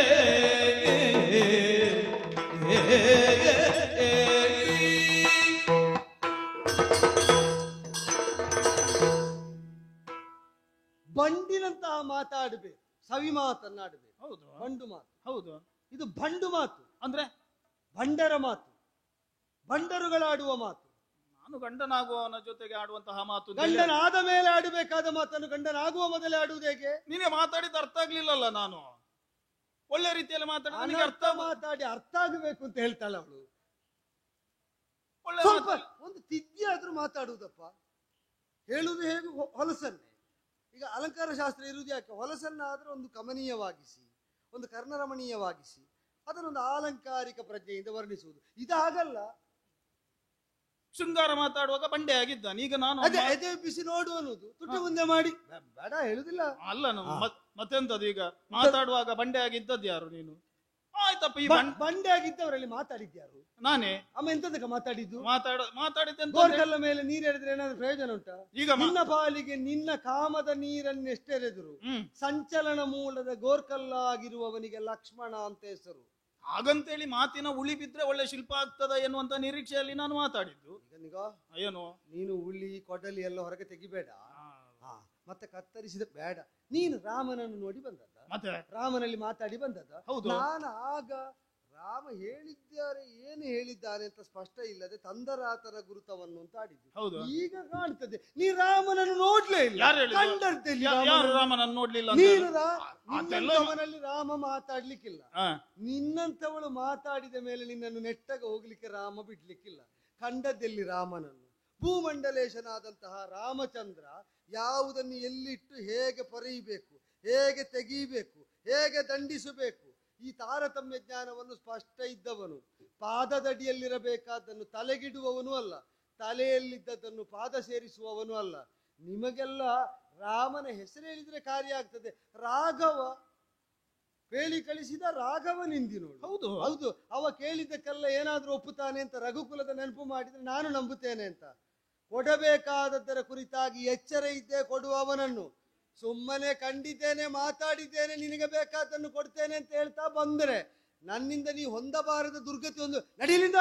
ಈಗ ಇದು ಸ್ವರ ಏರಿಸಬೇಡ. ಮತ್ತೆ ಬೇಡದಿದ್ದದ್ದು ಮಾತಾಡಿದ್ರೆ ಮತ್ತೆ ನಮನೀಯವಾಗಿ ಮಾತಾಡ್ಬೇಕು. ಈಗ ನೀನು ಸ್ವರ ಏರಿಸಿದ್ರೆ ಮತ್ತೆ ಮುಂದಕ್ಕೆ ನೀನು ಸ್ವರ ಇಳಿಸಿ ನನ್ನ ಹತ್ರ ಕ್ಷಮೆ ಕೇಳಬೇಕು. ನಿನ್ನ ಹತ್ರ ಮಾತೇ ಬೇಡ ಅಂತಿದ್ದೇನೆ, ಸ್ವರ ಏರಿಸಿದ್ದು ಬೇಡ. ಈಗ ನಾನು ರಾಮನನ್ನು ಕಾಣಲಿಲ್ಲ ಎನ್ನುವುದಾಗಿ ಹೇಳಿದ್ದ.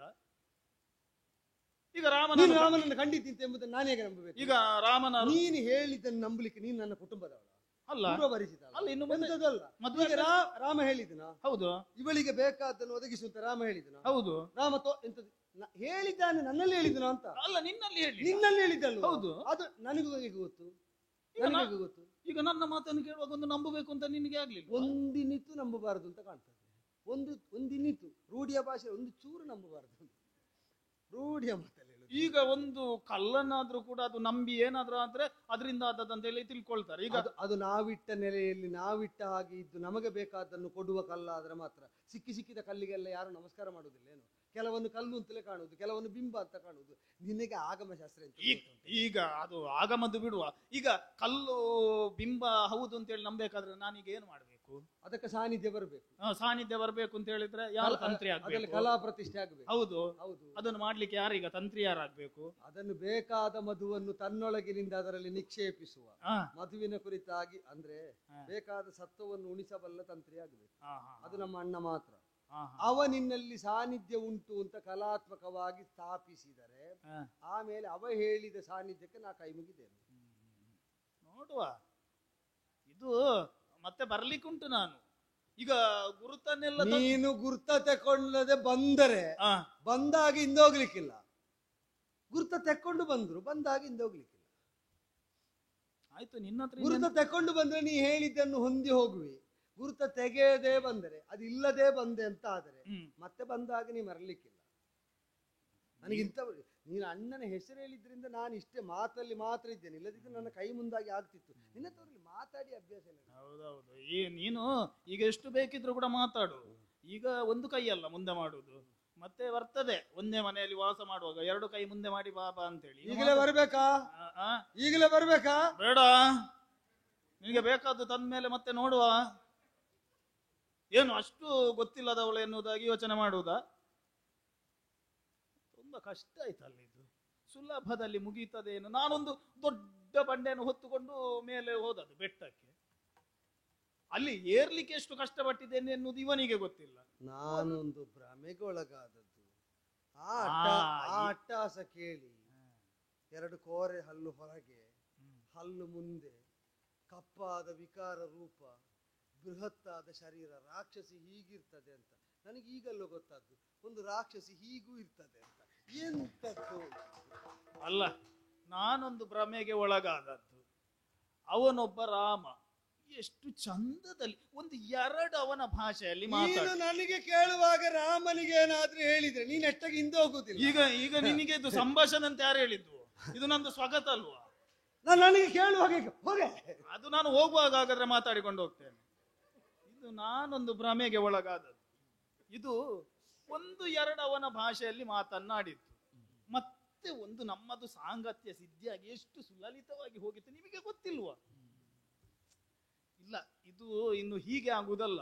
ಈಗ ದೊಡ್ಡ ದೊಡ್ಡ ಮಾತುಗಳನ್ನೆಲ್ಲ ಆಡಿ ನೀನು ಇಚ್ಛಪಟ್ಟದ್ದು ನಿನಗೆ ಸಿಕ್ಕಿದ್ದಾನೆ ಅಂತ ಹೇಳಿ ಕಳಿಸಿದಂತಹ ಆ ದೊಡ್ಡ ಮನುಷ್ಯ ಇದ್ದಾನೆಲ್ಲ, ಅವನ ಹತ್ರ ಹೇಳ್ಬೇಕು ಈಗ ಹೋಗಿ. ಹಾಗಾಗಿ ತಡ ಮಾಡುವುದಿಲ್ಲ, ರಾಮನ ಬಳಿಗೆ ಪುನಃ ಸಾರ್ತೇನೆ ನೋಡುವ.